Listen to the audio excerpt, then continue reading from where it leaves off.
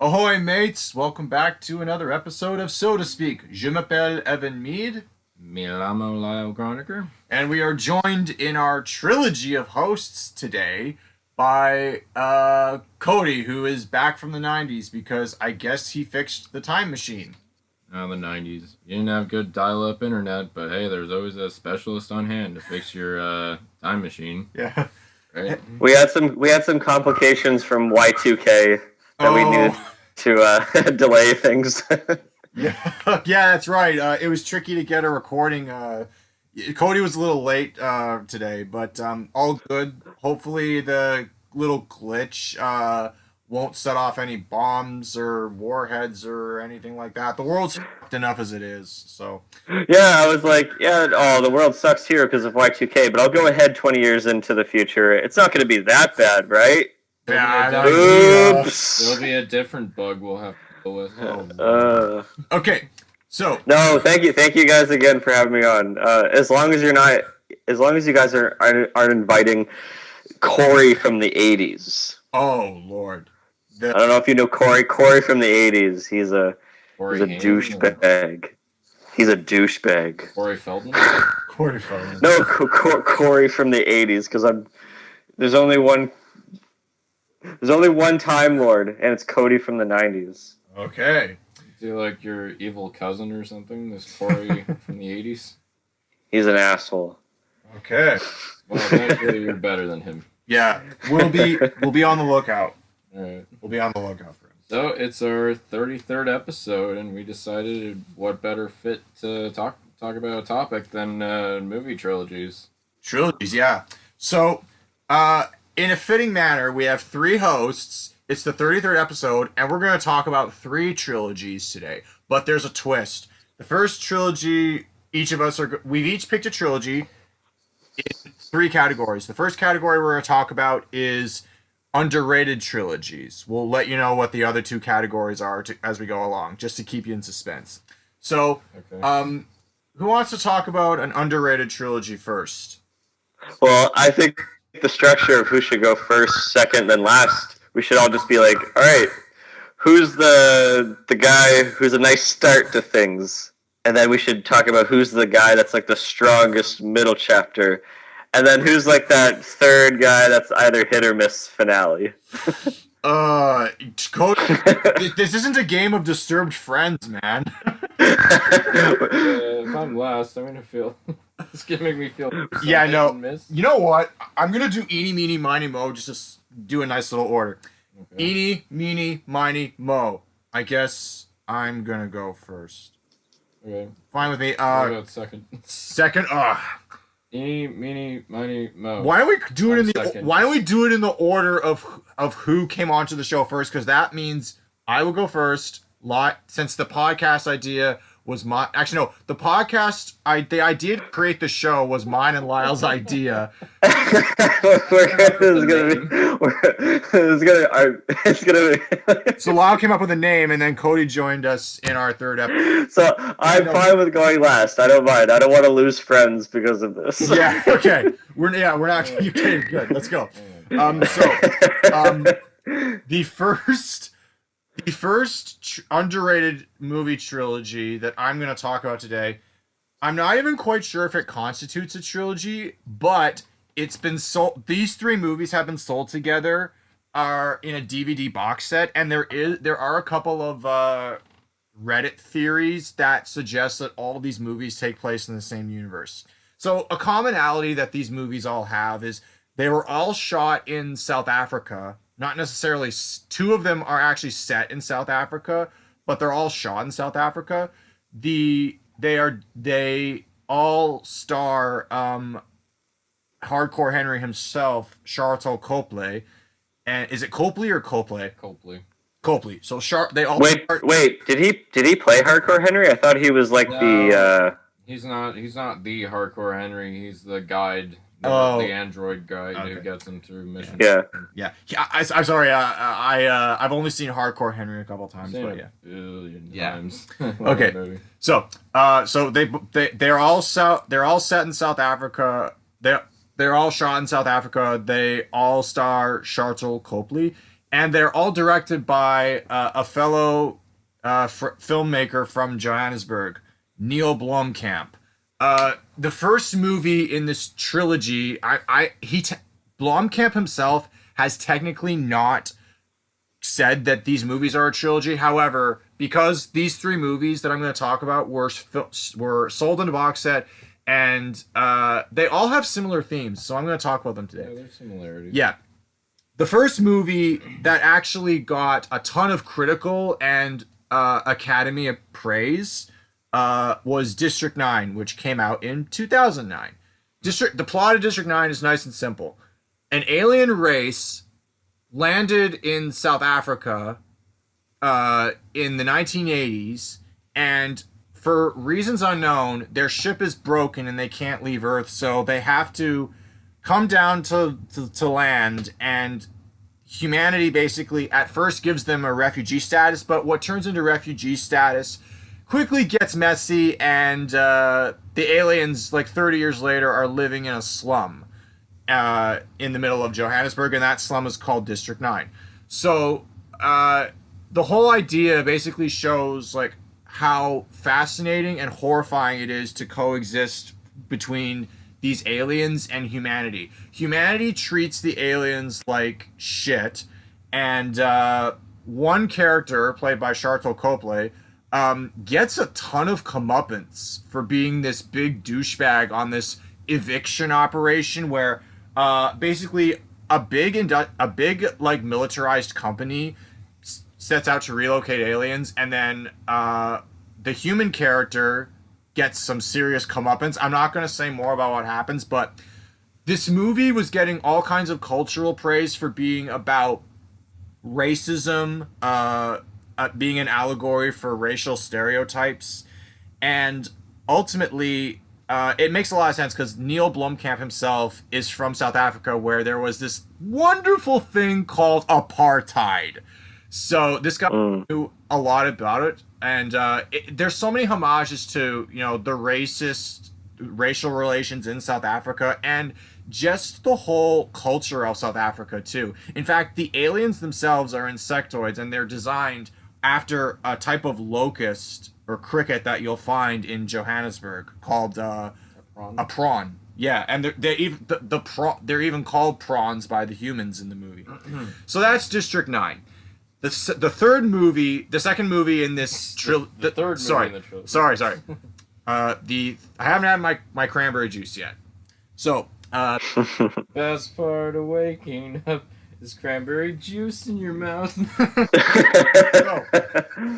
the second movie in this trilogy is a movie called Elysium. And Elysium had bigger star power and a bigger budget because of the success of District 9. The plot of Elysium is there's this everyman played by Matt Damon, and he has an accident at work. By the way, it's like 500 years in the future, and at this point, the richest, most powerful people on planet Earth don't even live on planet Earth. They live in this halo-shaped space station above the planet called Elysium, where the air is cleaner than the air on Earth. Medical care is 100% accessible and 100% free. Put it this way: there are literal like machines that a human body can lie in, and if you've got cancer, this machine will completely heal you in like 30 seconds. It's basically the rich have it made. Meanwhile, Earth is in absolute ruin. There's poverty everywhere. The cities are crumbling infrastructure. The rest of humanity lives in perpetual poverty on Earth. So Matt Damon is an everyman who is stuck on this shitty Earth, and him and this girl have this dream to go to Elysium, and that dream is about to become reality because this guy has a workplace accident because the union laws are basically non-existent and no one gives a shit about worker safety anymore or workplace safe practices. So this guy gets exposed to a lethal dose of radiation in a scene that's actually very uncomfortable to watch, and he's basically told that if he doesn't get medical care, he's gonna die in like 3 days. So he has 3 days to go up to Elysium and magically heal himself in one of those health regenerator machines. And will he make it? Will he or won't he make it up there? That's the plot of the movie. And I'm just gonna say something else, not to stray too far from what we're talking about, but it's worth mentioning that in the mid 2000s, right around the time Halo 3 was released to the world on Xbox 360, this game was Halo Mania was everywhere, and there was talk of a Halo movie being made with Peter Jackson as the producer and Neil Blomkamp as the director. That would have been pretty epic. I remember Honestly. in 2006, I remember hearing about the possibility of a Halo movie being in pre-production, and I was ecstatic. I'm like, yeah, I will see this. I will see it 20 times over. And then the project fell through, and I was very sad. But after the arrangements between the studio fell through to make a Halo movie, Peter Jackson gave Neil Blomkamp a small amount of money and said, here, make whatever you want with it. The result was District 9. Elysium, a lot of the imagery in Elysium looks like imagery you would see in a Halo game. Like, the design of Elysium itself is very similar to Halo. A lot of the vehicles that you see in Elysium look like vehicles you would see in Halo. So it just kind of makes me wonder, whenever I watch Elysium, it makes me wonder what a Halo movie directed by Neil Blomkamp could have looked like. Now, the last movie in this trilogy I want to talk about is a movie called Chappie. Now, the plot... Chappie stars D'Antwoord. No, I'm not kidding about that. D'Antwoord. And they basically... They're these hoodlums who get entangled with a robot, and they have to teach the robot, how to basically act like a human, or they teach them about human customs. And Dev Patel is the robot's programmer. I've only seen, out of all these movies, Chappie is the one I have seen the least. But I do remember the ending being very clever. I'm not going to give away how it ends, but it's an interesting movie. Unfortunately, despite the fact that I enjoyed Chappie and a lot of other people I know enjoyed Chappie as well, it didn't get great reviews. That's another thing. District 9 got an Academy Award nomination for Best Picture. It got tons of critical praise when it came out, but Elysium got average critical reviews. Middle of the road. Yeah, Elysium got average critical reviews and made its money back on its opening weekend and didn't really go beyond there. Chappie got bad reviews, and I think it broke even just barely, but it didn't get good critical reviews. So you kind of see a pattern here. It kind of went downhill, but I think these movies all deal with interesting sci-fi premises. District 9 used sci-fi to talk about racism. Elysium used sci-fi to talk about the class struggle, and Chappie used sci-fi to talk about artificial intelligence and parenthood. So I thought, clever trilogy, and I honestly can't understand why people would see that all three of these movies take place in one universe. I can't wait to see Neil Blomkamp make more. And apparently, as we're recording this, he is currently writing a script for District 9. For a sequel to District 9, sorry. I was gonna say, where are we going back in I was gonna be like, what is he rebooting his own movie? No, because District 9, if you guys know how it ends, it's left wide open for a sequel, and no one really talked about a sequel. People have wanted to see a sequel.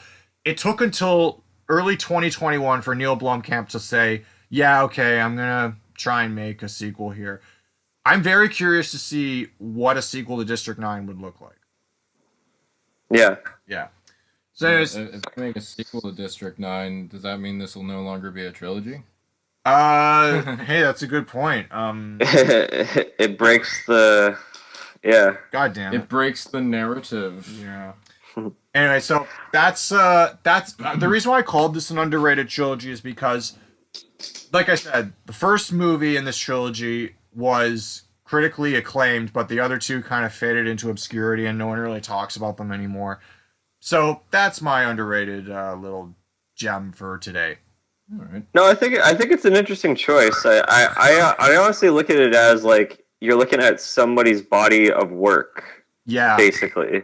But I find that like I mean, you just said it like Neil Blomkamp being attached to these properties like Halo, and also I don't know if we mentioned before, but like Neil Blomkamp was about to make a sort of a sequel to Aliens and call that the real Alien 3 that basically Oh. picks up that basically would basically pick up after the end of Aliens and it would ignore everything that came out afterwards. So basically, Oh. it's doing what basically the new Halloween did, I see. where the new Halloween movie is a direct sequel to the original John Carpenter film, and it just ignores everything else. Wow.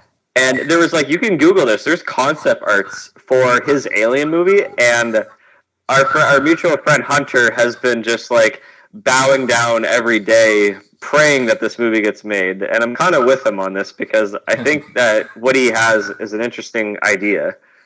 Yeah. But with Neil Blomkamp, I feel like because he's been struggling so much, like I think he's such a great technical sci-fi director. He just needs to choose the scripts and projects a little better because it seems like he's sort of making a movie more accessible and more dumbed down each time. You know, I he would started agree off with so he started off so great with District 9, and I will admit, actually, when I first saw District 9, I was kind of young. I didn't really get it, and I didn't really like it all that much when I saw it the first time. But it took me years later, right before Elysium, I went back and rewatched it, and I'm like, oh, okay, I get it now. This is really good. It's very topical. It has a lot of great themes, like what you just talked about. I love the documentary style in the movie. that. Threw me off at It's first. Yeah, that's probably what threw me off the first time. Just wasn't expecting it to take that sort of style. I was expecting just movie, not really documentary. Yeah. With Elysium, it's like I saw the movie and I was like, yeah, this has like good art direction. It's a cool looking movie. It's just like I don't remember seeing it now. It's kind of forgettable. And with Chappie, I haven't even seen Chappie because I just don't think it looks all that great. Hey Cody, you ever seen Short Circuit? Yes, I wanted to bring up Short Then Circuit. you've It seen just looks Chappie. it just basically looks like Short Circuit, which wasn't even that good of a movie to begin with. So That's yeah. okay. No, I'm glad you liked it, Evan. And yeah, it's interesting to kind of treat this as a trilogy. I wouldn't have thought of it as one, but yeah, it's an interesting. Cody, They are similar. before we move on, I'd like to say, Cody, your reaction to District 9 on your first viewing was the same. That was not that different from mine because I went in expecting, a movie, but I got documentary. What also threw me off was because I'm kind of a wuss when it comes to horror and gore. The shock gore threw me off. It's not the goriest movie you'll ever see, but at the time it was pretty bad. I also wasn't expecting it to take this horror like element to it. But Oh yeah, it's like a body horror when he starts Yeah. to transform into an alien. Yeah. shh. I wanna. Yeah, no, you just gave away like a big part of the came movie. out 11 years ago. No, no, spoilers! What have I Yeah. done? Oh no! You know what? Forget it. Yeah, no. I'm just gonna say what happens in the middle point of the movie. He starts turning into an alien. Go watch to see what happens next. All right. It's kind of funny how this movie was nominated for Best Picture, but it'd be kind of funny if it was nominated for Best Documentary. But documentaries have to be based. It has to be real. Yeah. Yeah. It has to be real. Like, this isn't a real movie, but that would have been funny if it was. Yeah. And one last thing. I remember Doug Walker complaining about this movie very loudly in his bum review video because when he did a bum review on it, he said, this is actually a comedy because it's so ludicrously stupid. And at the time, I thought his review had some merit because he thought the idea that aliens would come down to Earth and humanity would treat them horribly as a laughable idea. Now that I've seen how race relations have escalated in the decade since District 9 came out, I honestly don't feel like that idea of us mistreating extraterrestrial life is that far off. So, Well, no, I look at it as District 9 is just taking that classic idea of like an alien invasion and just doing it with a different context. Like yeah. there's tons of opportunities for that genre to still branch off into different ideas. Like Yeah. I'm happy that I live in a world where Close Encounters of the Third Kind is about aliens coming down saying hello. I love that Independence Day is about aliens coming down and destroying everything. I love that Arrival is about them coming down to give us a gift. Also, Contact has a very similar premise to Arrival. Contact is Contact, yeah. Contact is basically if the aliens came and gave us a manual on how to build a phone, talk to them. Yeah, basically. Yeah.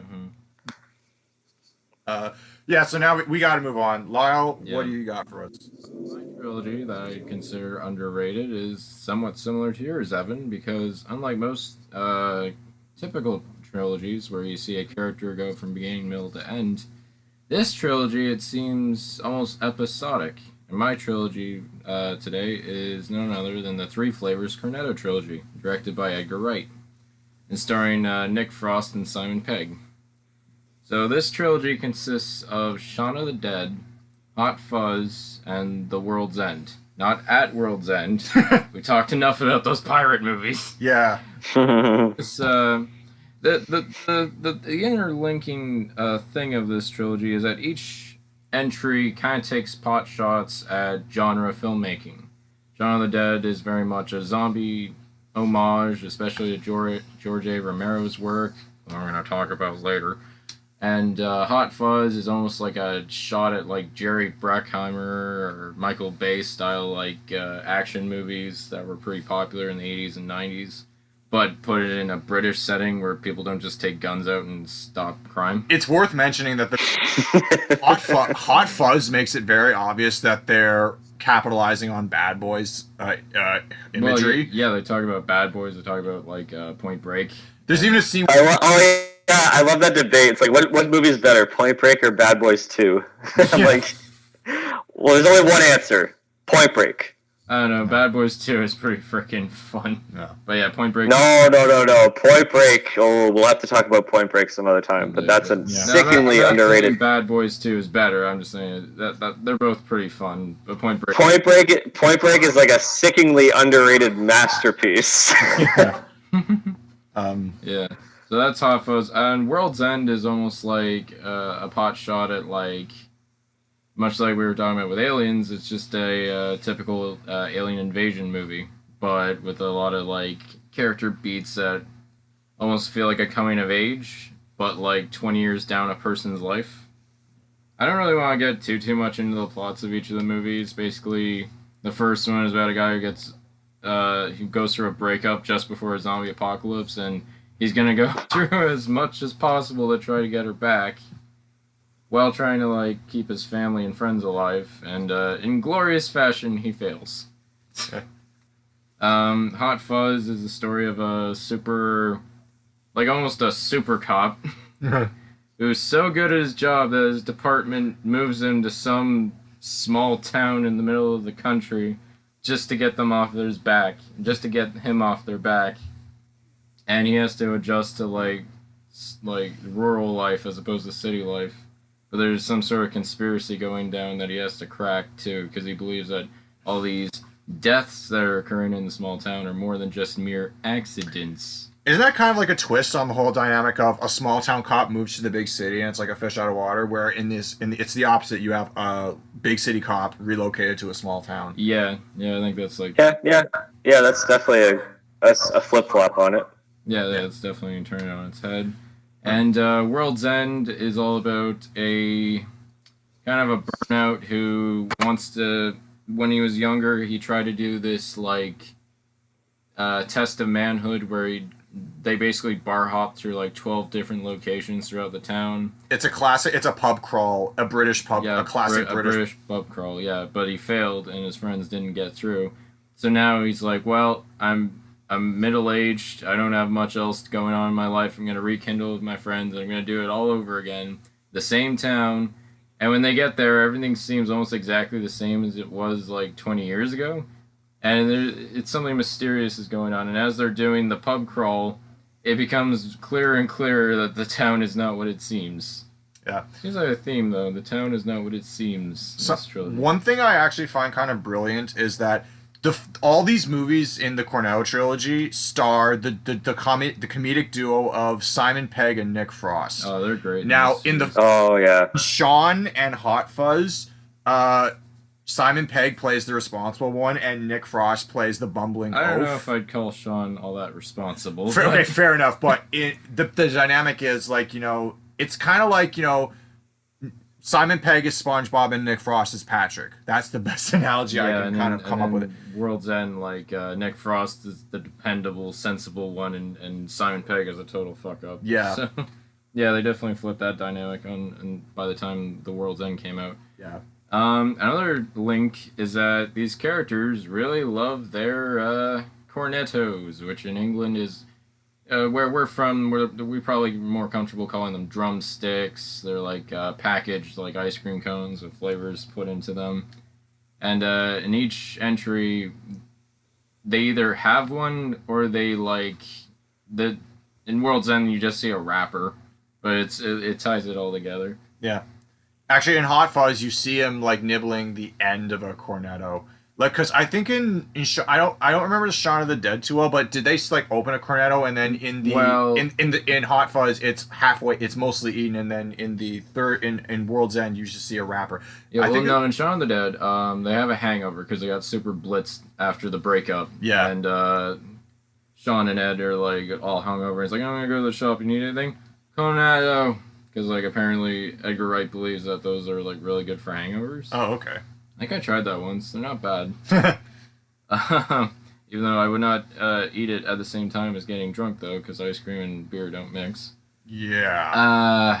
Yeah, what else can I say? Like, I really love the way all these movies are presented. Edgar Wright has an incredibly great sense of, like, pacing and the use of, like, background information to infer on jokes later. His writing process, which has, like, a ton of reincorporation that it like honestly like the first time you watch any of these movies you may not really get you're not gonna get 100% of the jokes. Well, because it has Edgar Wright's amazing editing where it's just fast paced, that kind of would go by your head sometimes. Well, yeah, exactly. And like you'll get a lot of the more broader stuff, but I'm saying like the more times you watch the movie the more details you pick up along the way. Yeah. Like there's also like a heavy amount of foreshadowing in these movies. Like in Shaun of the Dead, like Ed basically goes about, this is what we're gonna do tomorrow, and he's like munching. Oh, we'll have a Bloody Mary, and we'll have this and that, and then in the beginning of the next day, they have a zombie named Mary who's covered in blood and all that. So it wasn't the right intention he was going for, but he details every plot point in the movie by accident. And it's how it plays out a little differently as it goes along. But yeah, what else can I say about the three Players Cornetto trilogy? I think the reason why I call it underrated is that much like Evan's pick, it's not a true trilogy, but they are like very connected. And Edgar Wright has said that they are like ostensibly a trilogy, and it's all about like how people like have trouble like growing up or like getting over childish things or like maturing into adulthood, and it's like these like larger in life scenarios that make them realize how important and valuable life is, or how important it is to have a side. Yeah. It's a lot of fun. I really enjoy. All three of them are like super solid too. I know some people kind of have like misgivings about the World's End, but I think it's all right. I think it's it's the third entry in a trilogy, but I still think it's like very, very good nonetheless. It's like comparable to like different flavors of ice cream. Yeah, that's true. I think that's what he said. Like Shaun of the Dead's like accompanied with like cherry. I think Hot Fuzz is accompanied just by chocolate because that's the blue one, and World's End's like mint or something because aliens are green, I guess. The aliens in that movie aren't green, but whatever. There's a lot of like, Now, if you're like a film fanatic, you're gonna pick up like a lot of references and homages to like several movies, which is very indicative of Wright's style. Have any of you ever seen the show he did, Spaced? You have told me to watch it several times, and I've been kind of delinquent on that, so no, I haven't. is that the? I think I've seen a scene from that show. They were arguing about like comic reliefs in Star Wars movies, Oh yeah, like Jar Jar. Jar Jar, and they was comparing it to the Ewoks and all that. Ewoks. Jar Jar makes the Ewoks look like fucking Shaft. Yeah, that's the one. Yeah, okay, Yeah, I've seen that clip. Yeah. that's from Spaced. Yeah, basically, what's Mm. Spaced is basically like a couple episodes of the Cornetto trilogy. Like each episode has so many references and to like games and movies and television shows.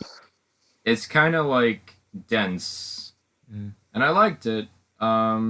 But you can tell like Edgar Wright was like just starting out. There are a few like hiccups here and there, but and it's a shame it didn't get picked up for more. But I don't know. I think it's worth watching, especially if you like Edgar Wright's style. But anyways, what I'm saying is like there's like a lot of like touches here and there, like in Hot Fuzz. Like yeah, there's a really good homage to Point Break. In The World's End, there's like this brilliant homage to the Warriors with this massive like bathroom brawl that's almost shot for shot in some scenes or some in some frames. I mean, so yeah, I don't know. I think that's all I have to say about the Cornetto trilogy. I think it's really worth watching. If you're an average film goer and you didn't know any of these movies were connected, try watching them all in order and see how much more you get out of it. I highly recommend it. I've seen them all. I just can't really remember all of them that much because it's been years, but I'd have to go back to them someday. I watched all of them as recently as like 2.5 years ago, thanks to Lyle, actually. So, Oh, yeah, no, they're Hmm. a lot of fun. Yeah. All right, Cody, what's your pick? What have you got for us in the underrated category? What have you got? Well, speaking of comedies, I was thinking about that actually. Well, right before I present my pick, I was actually thinking, like, are there actually, aside from like the Cornetto trilogy to a certain extent, are there actually like really good comedy trilogies out there? Uh, And there's not. Okay, I wouldn't put the National Lampoon's Vacation movies as a trilogy because it's more of an anthology. yeah, there's Yeah. Because each movie, like it's like it's always different actors playing the kids every time, which I'd always thought that was weird. The Monty Python movies, not really. That's more anthology, similar comedy, but just different context, different worlds. I would say. yeah. I mean, The Hangover trilogy. What's it? Wait, what's that? I was just saying, like, if Evan can do like the Neil Blomkamp thing and say all three of those movies are connected, and if, like if like the 30 Flavors Cornetto movies aren't really are kind of like episodic and like they can branch together. I think the Monty Yeah. Python movies could be maybe considered a trilogy. I would say Which ones? Like Holy Grail, Life of Brian, and Mean of Life. Maybe, but okay. If we're gonna like go with more like just straight up like they're connected, they're in the same A world. connected Like trilogy, the- yeah, that's harder to The Meet the Parents movies really are not that good of a trilogy. It's like you start off with one decent one, and then it just basically each entry gets worse and worse. Yeah, I like Meet the Fockers. I would say the American Pie movies. It's more of a franchise at this point. yeah. It's not really a trilogy. what were you saying about the Hangover ones? Oh god, well The Hangover is like it's like you got a solid first movie. The second movie is just a beat for beat, watered down, gross, disgusting copycat of the first one. And then the third movie is like it's just a straight up action thriller. It's not even a comedy. The second Hangover isn't even a comedy. It's a freaking like situational horror film. It's a situational thriller. Because Yeah. moments where like what they're going through is so uncomfortably like horrific that I'm like, this isn't a comedy anymore. Yeah, it's a little too dark for its own Yeah. good, to be honest. Yeah. But then I thought there's only one consistently funny comedy trilogy that is still cherished and still loved to today, and that is the Austin Powers trilogy. Yeah, baby! Right. Oh my God! If we're not going to be quoting The Simpsons, we're going to be quoting all three of these for the next 2 hours. So we gotta maintain. Audience. We gotta maintain ourselves. On this episode of So to Speak, we want you to give us 1,000,000 views. I had sharks with frickin' laser beams. I had sharks with frickin' laser beams before Aquaman. Dr. Evan, 1,000,000 views on YouTube is not really that impressive. Movie trailers themselves get over 100 million views in a single day. Okay then, dear audience, we want 1,000,000,000 views. Da, da, da. Oh my God. Yes. What do you want to talk about with the Austin Powers trilogy, Cody? The Austin Powers trilogy is Mike Myers basically making a love letter to the whole era of the 60s and his love for the James Bond movies, because they're essentially just, I wouldn't say like they are parodies of the James Bonds as a whole, but they kind of just transcend to just silly comedy movies. Like, you don't need to have any sort of knowledge of the James Bond movies going into them. And that's kind of what's interesting about all three films. Like, I don't know if you guys had this experience, but like, my mom showed me the very first one at such a young age that I would just laugh at just the broad silliness of these movies. Yeah. And then by the time I was like older in my when I was a teenager, I started laughing a little bit more and getting all the adult jokes, like the sex jokes, the double entendres and all that. And then by the time I was an adult and I watched all the James Bond movies, I'm laughing at these movies all over again, getting all the jokes. So it's interesting that every era and like in my life, these movies are always funny and fresh in a different context. Yeah, no, for sure. I love the Austin Powers trilogy. So the first one in 1997 was International Man of Mystery, and the plot for these movies are so simple. It's just a groovy, fun-loving secret agent from the 1960s.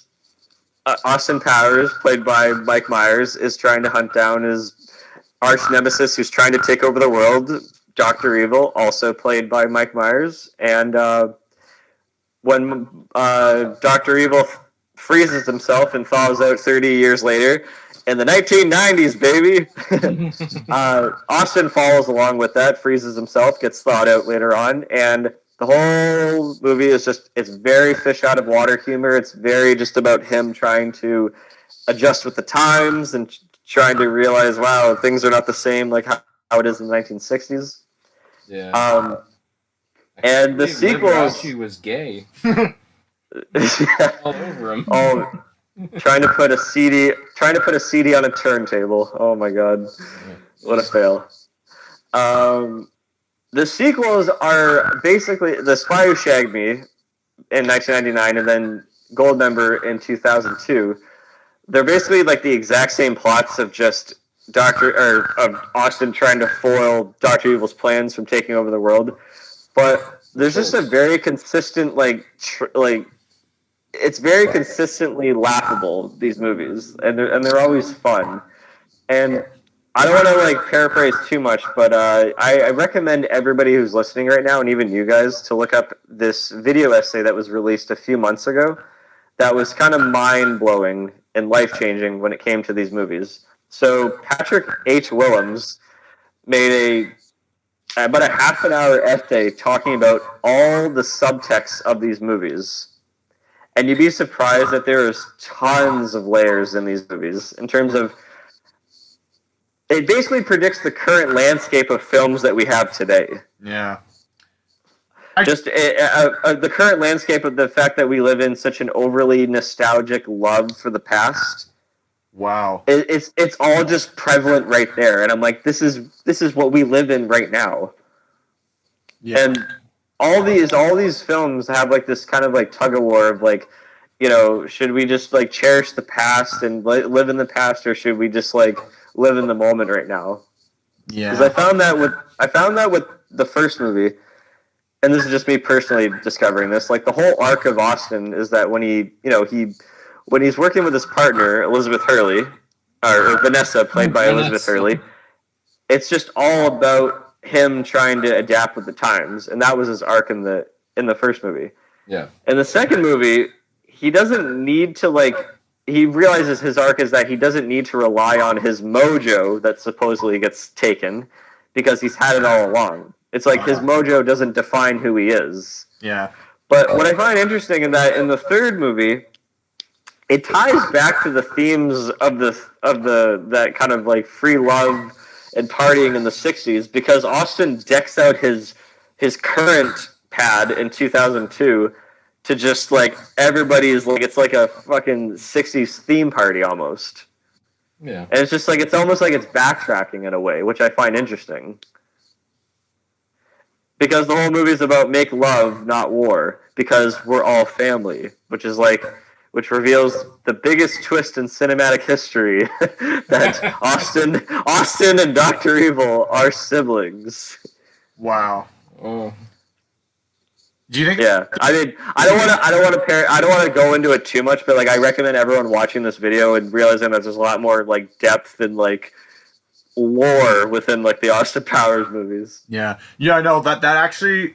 See, my journey with the Austin Powers movies is that I knew they existed when I was a kid, because I was one of the few kids at my elementary school in my grade that did not see Austin Powers like while I was growing up, because Cody, I know your mother showed it to you at a young age. I didn't have the experience of seeing Austin Powers for the first time when I was a young age. I knew what it was and I knew the premise, but I just didn't watch it. I remember catching the end of The Spy Who Shagged Me on TV one night, and I didn't really get it. And then my mom actually caught me watching it and told me to turn it off. And then I kind of remember it being kind of scary, you know, where Mini-Me's kind of floating through space. Yeah, that whole fight scene freaked me out when I was a kid. Yeah.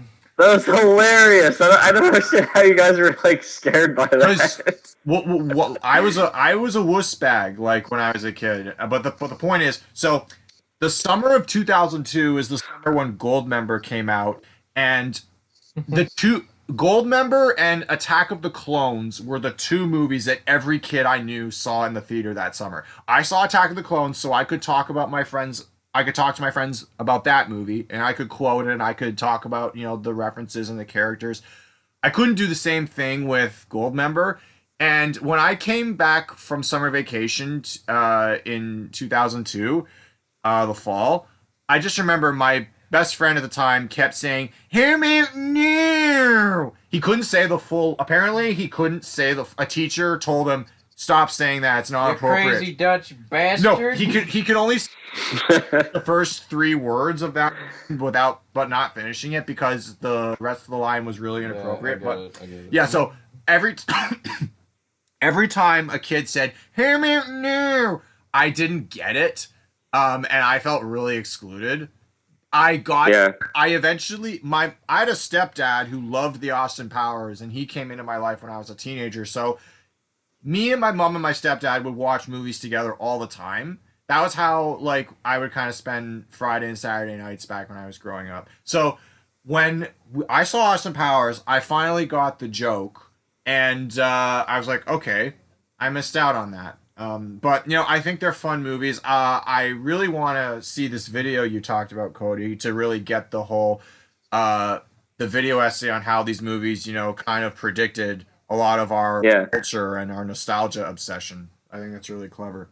One thing I really appreciate about this trilogy is how much Mike Myers puts himself into this role. And not just with one role, Austin Powers. He plays like 4 different characters in this entire franchise. And what's really artistically amazing is that in Goldmember, there is actually a scene where I think every character he plays shares the scene. Oh, wait, no. No. In the first movie, he plays Austin Powers and Dr. Evil. In the second movie, he plays Austin, Dr. Evil, and Fat Bastard. And in the third movie, he plays Austin, Dr. Evil, Fat Bastard, And Goldmember. But there's the scene where Goldmember Fat Bastard doesn't share any scenes Oh, yeah. with Doctor Evil or Goldmember. But in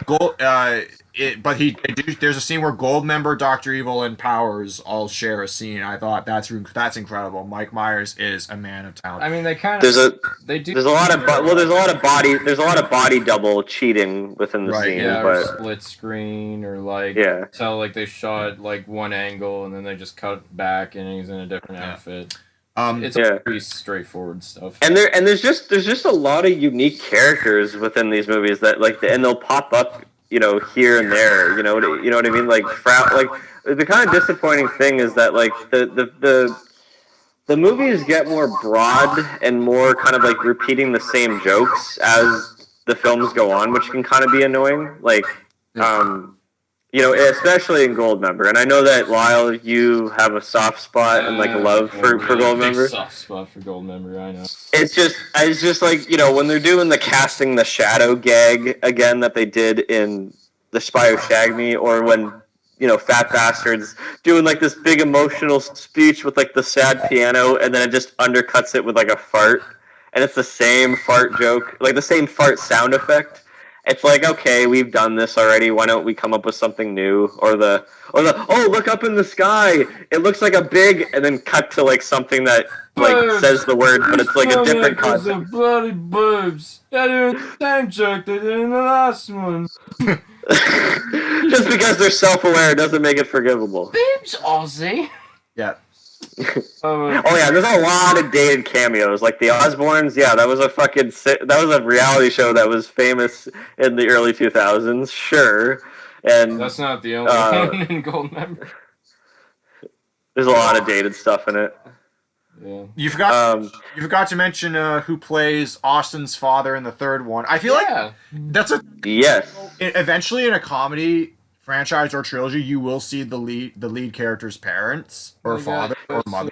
So apparently, Sean Connery was supposed to play the role of Nigel Powers. Makes sense. That would have been way too meta. Yeah. But no, Michael Caine is great in the role. Yeah, I think that might have been the first movie I've ever seen him in. Cody, it's my cocaine. It's my cocaine. Michael Caine. Yeah.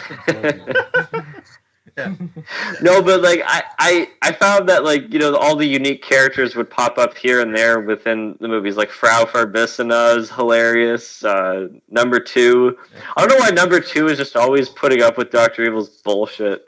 Yeah, I don't know either. He died in the first one, but he came back. He puts his foot down and says no to Dr. Evil in the first one, and he's like gonna kill him, but then he dies, and then all of a sudden he's inexplicably back in the second movie. Yeah. Well, hey, Fez came back too, and he supposedly was very badly burnt, but he's fine. Who? Fez, Will Ferrell's character.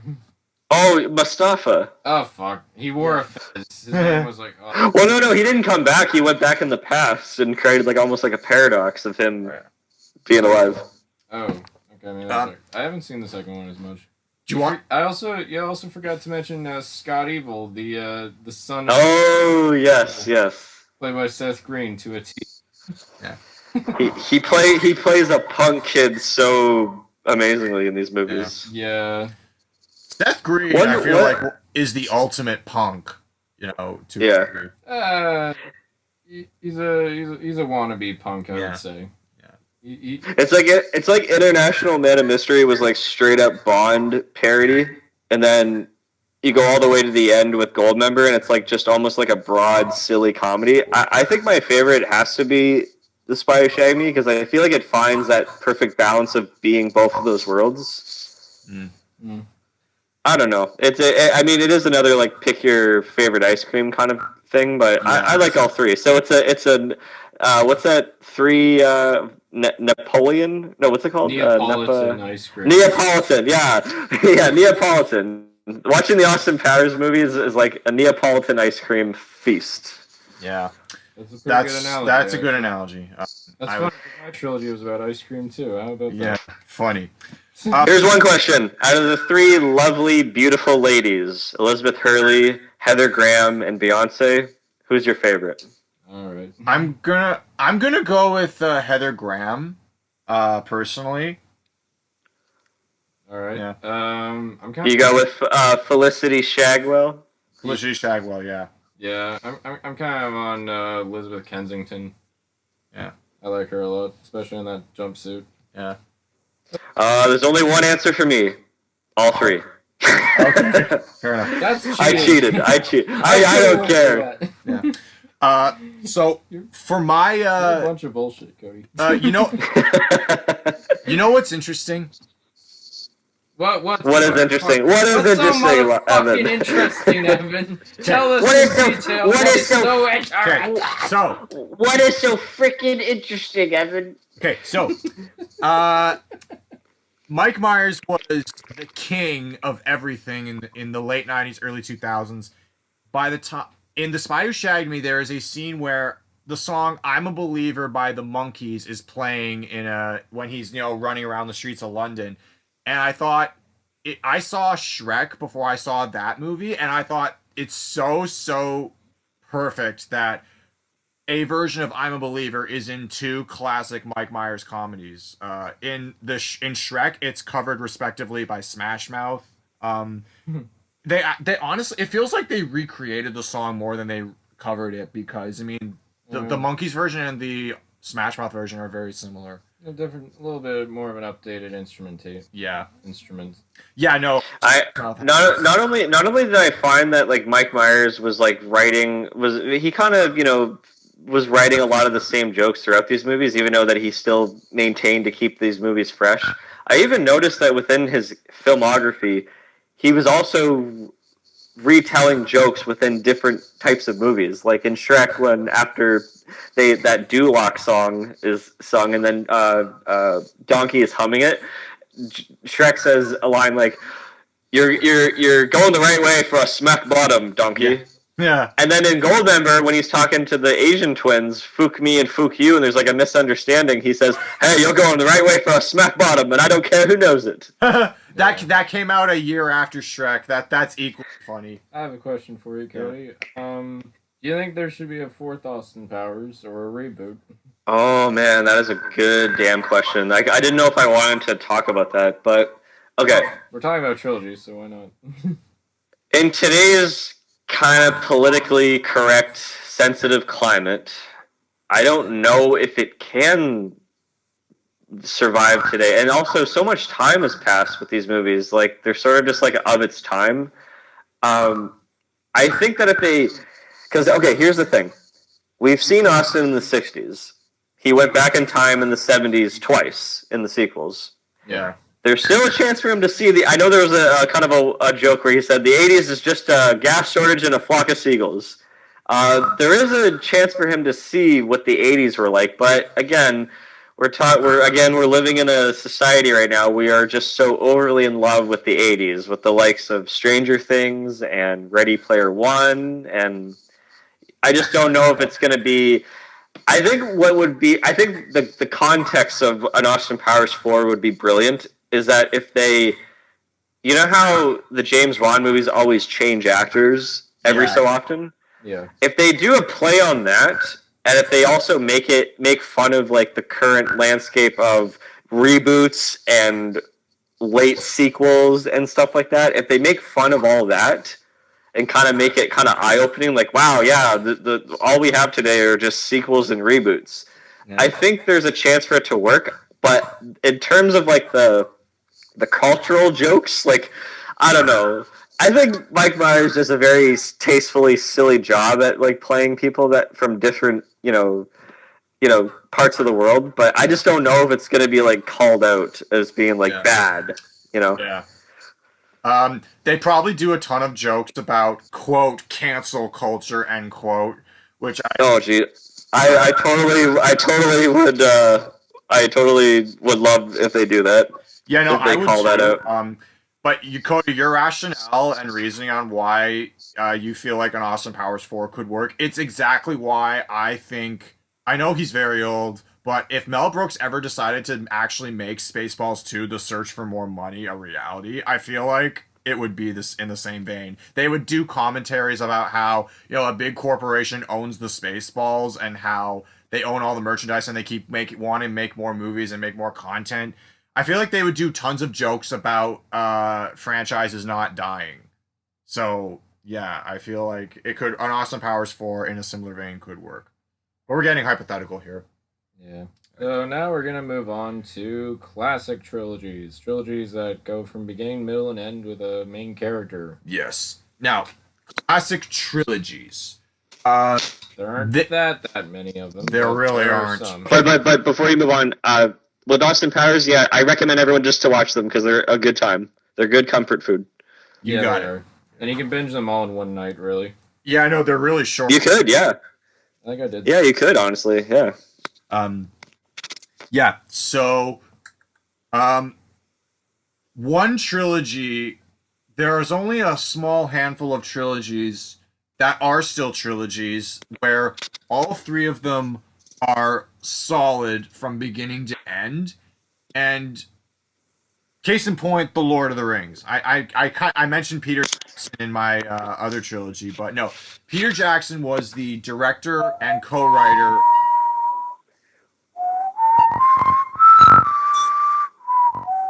Sorry, I got the Shire stuck in my head Do when you said not- Lord of the Rings. Cody. Do not ever apologize for playing the Shire theme. Okay, you guys. I know I grew up in suburbia, but you know the suburb that I grew up in at the part. Sorry, I know Cody, Lyle. I know you guys grew up in small towns. I grew up in suburbia, but there were days where I would hear the Shire music, and it would make my suburb feel like a small town. Do not ever apologize for playing the Shire music. So beautiful. All right, so be it. Okay, so Lord of the Rings. It started. And don't you dare summarize the plots of these movies. We're gonna be here for hours, Yeah. especially if you're talking about Okay. the extended cuts too. Oh god. Hey, you want to know what happens in the first movie? They walk. You want to happen in the second movie? They walk, takes a sidestep, keeps walking. Third, and here's the third movie. They walk, toss the ring, shrug, and head back. Even the fucking trees walked. Even in the fucking trees walked in those stupid Hobbit movies. Okay, Randall Graves. Yeah. Okay. Oh right, that's plot- yeah, Clerks okay, too. Okay, Yeah. okay. The plot of these movies is this. Just There's no way I can summarize it. well, There what, is what do they gotta do? they have to take an evil ring to a volcano in the enemy's backyard to kill the enemy and presence in the land forever. Liberate the people. That is the abridged version of Lord of the Rings. There is so much more depth that I'm gonna have to. Yeah, this is gonna be abridged because the themes of Lord of the Rings are about it. They talk about leadership. They talk about friendship, brotherhood, perseverance, going into a situation with the odds being stacked against you.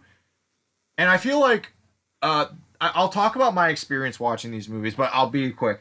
The Fellowship of the Ring, I actually didn't see it when it came out in theaters, but my dad, who grew up with the books in the 70s, he insisted that my brother and I watch it, and my brother and I it grew on us very quickly.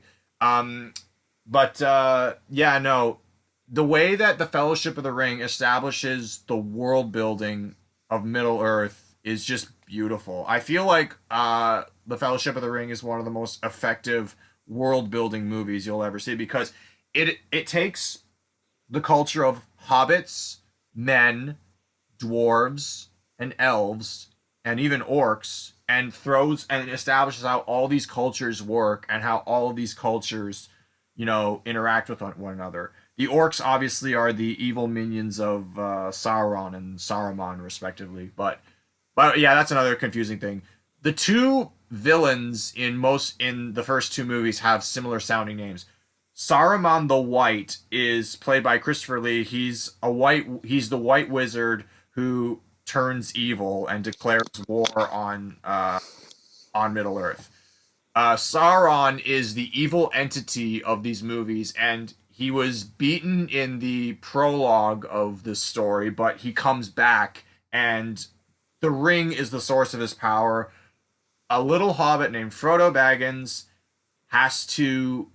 winds up inheriting this ring from his uncle, and he has to take it to the enemy's backyard to destroy it. On the way, he meets a man who is this ragtag, hunter slash ranger slash warrior named Aragorn, who goes by the name of Strider because he doesn't want anyone knowing his real name. If anyone found out his real name, which they do very shortly after they meet him, they would realize that he's actually the long lost heir to the throne of all men. And that is why the third movie is called The Return of the King. But I didn't talk about the second movie. The second movie is called The Two Towers, because Saruman in his tower joins forces with Sauron in his tower, and they basically mass armies and they declare all-out war on the land. I feel like this is going to be really disjointed, but yeah, no, the themes in these movies are so powerful, and I did see Towers and King in the theaters, and seeing Return of the I saw The Two Towers with just my mom and I, and my dad and my brother saw it separately, but Return of the King in the theaters was a family event. Like oh, that's awesome. That was, and we even invited my best friend along to come see it with us. It was it was memorable. It was epic. It was on the edge of your seat. I cannot with the Marvel Cinematic Universe is the first time in years where I've ever actually felt like something like that, watching a series of movies in the theaters. Like just wanting to see what happens next, wanting to see it all come together, just wanting to see all these characters reach their arcs. And I feel like one of the most powerful elements of this movie was actually something that was established in Fellowship of the Ring. When Frodo finds the ring, Gandalf, the Grey, his mentor, basically sits him down and explains what this ring is, how dangerous it is, and what will happen to the whole world if it winds up in Sauron's possession again. So, when you hear Gandalf talk about the severity of the situation, I actually, as a kid, was doubting whether or not it's even possible to destroy the ring, overcome its corruption, or even save the world, because Gandalf is so cynical but so realistic in talking about every situation they're confronted with. Gandalf is very, very pessimistic, but the whole idea behind his character is that the hobbits, the smallest, most unsuspecting creatures in Middle-earth, give him this sense of hope. The Hobbit movies that Peter Jackson directed a decade later do not do justice to the themes of Lord of the Rings. I know he tried, but The Hobbit is its own separate story, and realistically, they could have gotten away with them just being two movies, if we're being honest. If not one. Yeah, it's not a complex story. Yeah, it's a story about a little guy who goes and does something big, and gets out of his comfort zone. It's an appropriate children's story. Yeah, Lord of the Rings is more multi-layered and more powerful. Now, don't you dare ask me what my favorite of these is, because I can't say is, but I don't know what my favorite is. I know mine. It's kind of a cliche, but like, okay, well, this kind of goes into the reason how I got into these movies in the first place. Okay. So I wasn't into them like right off the bat, but until a certain movie ties with the Oscars with most Academy Awards, with Ben-Hur, Titanic, and then all of a sudden Lord of the Rings, Return of the King just swept the fucking Oscars that year. I went, this is impossible. A fantasy epic movie doing this? I'm like, okay, I have to watch these movies now. Yeah. And I guess I came from that kind of mindset of like Star Wars, like, and maybe a little bit of Harry Potter back then in the early 2000s. But like, I wasn't really prepared to see such a heavy duty fantasy epic trilogy, right? So a lot of the information and a lot of it, like I just kind of like let it go over my head. I'm like, oh, this is so big. But when I got to Return of the King, I'm like, this is a fucking masterpiece.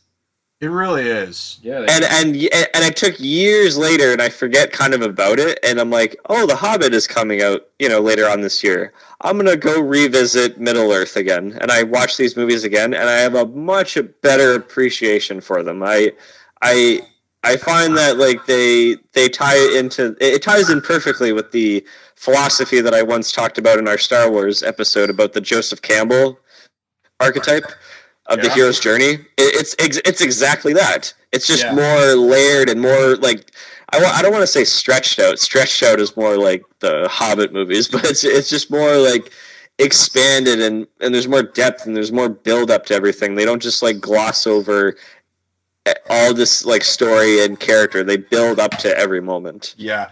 Now, there's actually, like, you want to talk about a hero's journey? There is no one hero's journey in Lord of the Rings. If anything, there's like 5 hero's journeys because you have Frodo who decides I'm gonna take this ring to Mount Doom.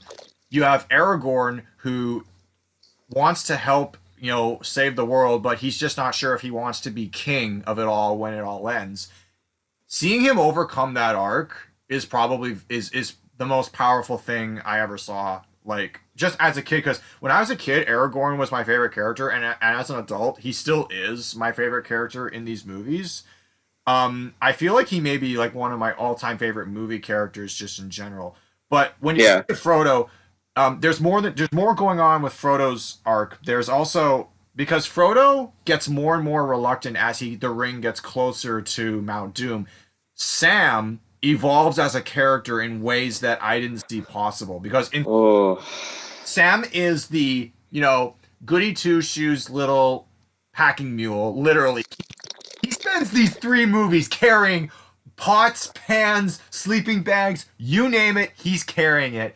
In when Gollum is thrown into the mix and when the real peril of their journey becomes more and more apparent, holy fuck does Sam evolve. In fact, there's even a little speech they give at the end of the Two Towers where it's like, I wonder if we'll ever be put into songs or tales. And our future generations will say, let's hear about Frodo in the Ring. Frodo was really courageous, wasn't he, Dad? Yes, my boy, the most famousest of hobbits, and that's saying a lot.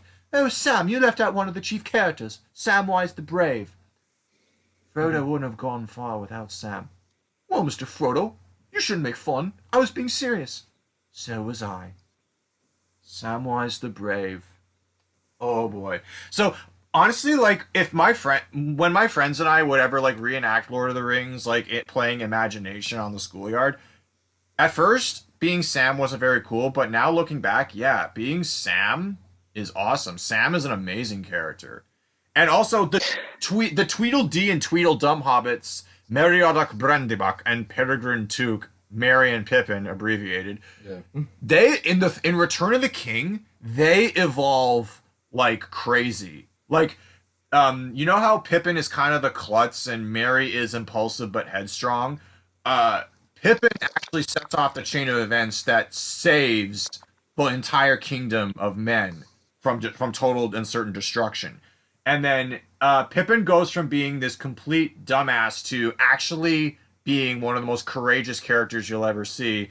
And Merry, while still impulsive, does the same thing. He pledges his allegiance to the army of Rohan, and they go off and he helps destroy one of the coolest enemies in Return of the King, the Witch King, which I thought was awesome. So we were talking about what our favorite installments were like an hour ago. Yeah. So, An hour ago. Was, Return of the King. It's all good. I just thought. Well, okay. Can I say one thing about Return of the King? And Yeah, sure. okay, I don't know if you guys know about this about me personally, but like I'm not a crier when it comes to movies. Like I can watch a movie and get emotional and get like into it, like super sucked into it. Yeah. But I never really. It's rare that I physically like start to shred tears, and Return of the King made me cry twice in 2 moments. Oh yeah. What? So you're talking about Sam, I can't carry the ring, but I can carry you. Oh, and then the music man. swells. I'm waterworks. I don't know. It's just this very powerful moment. The music helped it out. And the second part was the hobbits. You bow to no one. Oh god. Oh, just beautiful. Everything.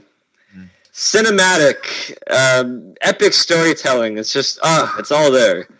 All there. To quote Gandalf the White, I will not say do not weep, for not all tears are an evil. By the end of the Return of the King, it's kind of like a bit of a melancholy experience watching the dozen endings that happen by the end. Well, what's the logical closure point? Uh, We're not going to quote Clerks. Oh my god! I have no problem with the multiple ending thing. It's like there's a lot to wrap up in these movies, so I don't mind them. I think at the very last thing that we see in the movie feels like yes, okay, nothing more should happen after this. Yeah. Like the hobbits should be like sailing away on the ship. That's good. End it there. Yeah. The books didn't even know when to end, because if you read the books actually go way further, like with the ending. The book ends with Sam becoming the mayor of the Shire, I think. Oh, really? Yeah, because they could have shown a lot more. They had to stop it eventually, because especially with the extended cuts, 4 hours is a long time. What's your favorite one, Lyle? My favorite. Okay, yeah, we should wrap this, Chestnut. I actually think Two Towers is the one I like the most, based on like a lot of things that happened throughout that I can remember. Like, I love the introduction of Gollum. I think he looked. Oh yeah, Gollum is an achievement. Oof. Yeah, he's still. I mean, like it's a little bit more like noticeable now, but like he still really looks good for like an early 2000s like CGI creature. And then I fucking adore the battle at Helm's Deep. Oh yeah. It's such a multi-phase battle, and they're like, sometimes things go well, but then like a total hiccup will totally throw them off and give them the losing edge. And then it's like, another thing I freaking love the Ent creatures, like the living trees, and how Merry and Pippin have to like convince them. It's like, hey, maybe you should help us. It's like, we will discuss this 2 days later. No, seriously, there's a line that Treebeard says. I'm gonna say this really fast. We never say anything in Old Entish, and we never say anything unless it's worth taking a long time to say, because the Ent language literally takes days to speak. Yeah. So, but they actually they have to be Treebeard has to be taken to Isengard to see what the fuck is going on, because when he sees half the forest, bulldozed because Saruman used all the wood to make a war factory for orcs. It's like, yeah, not cool. You're going down. Yeah, no, and when they go to Isengard and let's rip shit to pieces, it's just like, oh yeah. Hell yeah. Yeah. And then I also like the camaraderie between Gimli and Legolas. It's like how they have a tally of like who can get the most kills throughout the adventure. I want to see that one counts as mine. I want to see Orlando Bloom and John Rhys Davies get together and play like any video game together after that. Like, I want to see them go at it in maybe Quake. I want to see them play Mario Kart. I just want to see them, almost in character keep score like that. In Legolas Twitch stream. Yeah. Can you? The 20th anniversary of these movies is actually the year we're recording this. If they get together on Twitch and do just that, that would be amazing. So, Evan, what's your favorite episode? Okay. You're gonna have the most. Twisting my arm. If you put a gun, I can't. It's very, very difficult for me to pick a favorite. However, if you put a gun to my head and force me to pick one, I would have to pick Fellowship of the Ring as my favorite, because because I feel like our trifecta each picked one of the original trilogies. All three of us have a distinct favorite. Wow. Yeah. Fellowship is my favorite because of the way it establishes the world, and in a way it establishes all these races, and just how they need to come together at now more than ever to save things, or else, to quote Lord Elrond, aka Agent Smith, because he was playing Agent Smith while he was working on Lord of the Rings. I find that incredible. Oh, that's another trilogy. Oh yeah. So basically, to quote Lord Elrond, "You will unite or you will fall," and just seeing all these characters be introduced, it gives me a thrill that and a sense of wonder that the other movies introduce more characters and new environments, but the way they do it in the way they do it in Fellowship is unlike any other world building thing I've ever seen. And you know how in Star Wars the world building, when you see A New Hope, the world building is kind of small. I remember watching A New Hope right after seeing The Phantom Menace and being underwhelmed with the worlds they go to. I'm like, okay, so they go to a desert planet, they go to a space station, and then they don't even spend that much time seeing what Yavin 4 looks like. So I was a little underwhelmed. In Lord of the Rings, the world building is so elaborate in Fellowship that, you just can't get enough of it. And you see the Shire, you see Rivendell, you see Moria, and you see Bree, and Isengard, and even a little bit of Mordor. But we'll get to Mordor. You'll get to see a lot more of Mordor in Return of the King. But the way that they establish all the every environment, every single place they go to is so incredible, and they don't pull punches with the designs either. Like when you see Moria, it is a big place, and it sets up like what's to come later on because Minas Tirith will also be a big place. I also feel like this movie is oddly enough the least reliant on CGI because Two Towers and Fellowship are not use practical sets and miniatures and masks and real weapons to their advantage. Return of the King, everything just gets so big that they had to use CGI for a lot of it. So I'm not saying that doesn't make Return of the King bad by any stretch of the imagination. No. I just feel like Return of the King relied on CGI slightly more than the first two films did, and Peter Jackson even agrees with that sentiment because Peter Jackson was like, by the time they got to Return of the King, a lot of their practical effects budget was worn out, so they had to use CGI. So, but that's not a.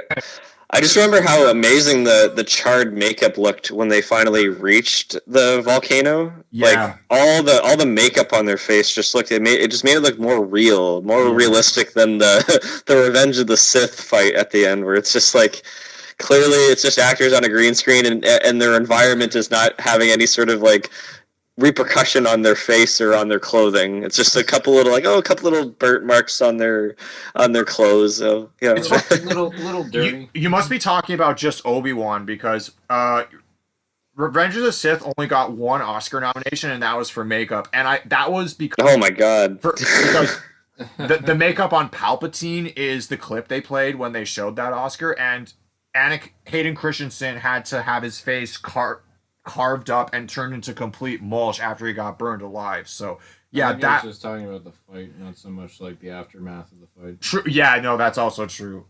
Like they're all sweaty. Like that's what I imagine. They're all sweaty. They all have chart on their face, and it's like like it looks real. Yeah.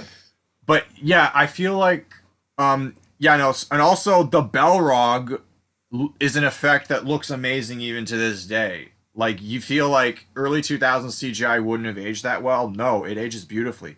And before we move on, I'm going to talk about how Lord of the Rings changed the film industry. Oh, absolutely. It started a trend.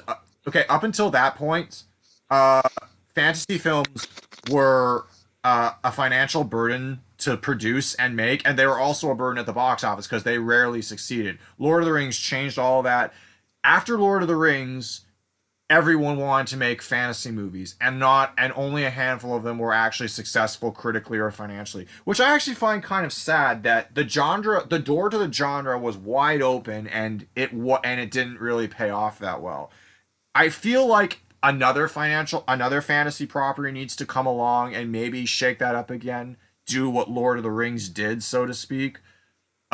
But that was, for a long time, every fantasy property you could think of got turned into a live action movie. Like, I remember Aragon, those dragon books, they got turned into a movie, and I remember seeing the movie, and I'm like, this is okay.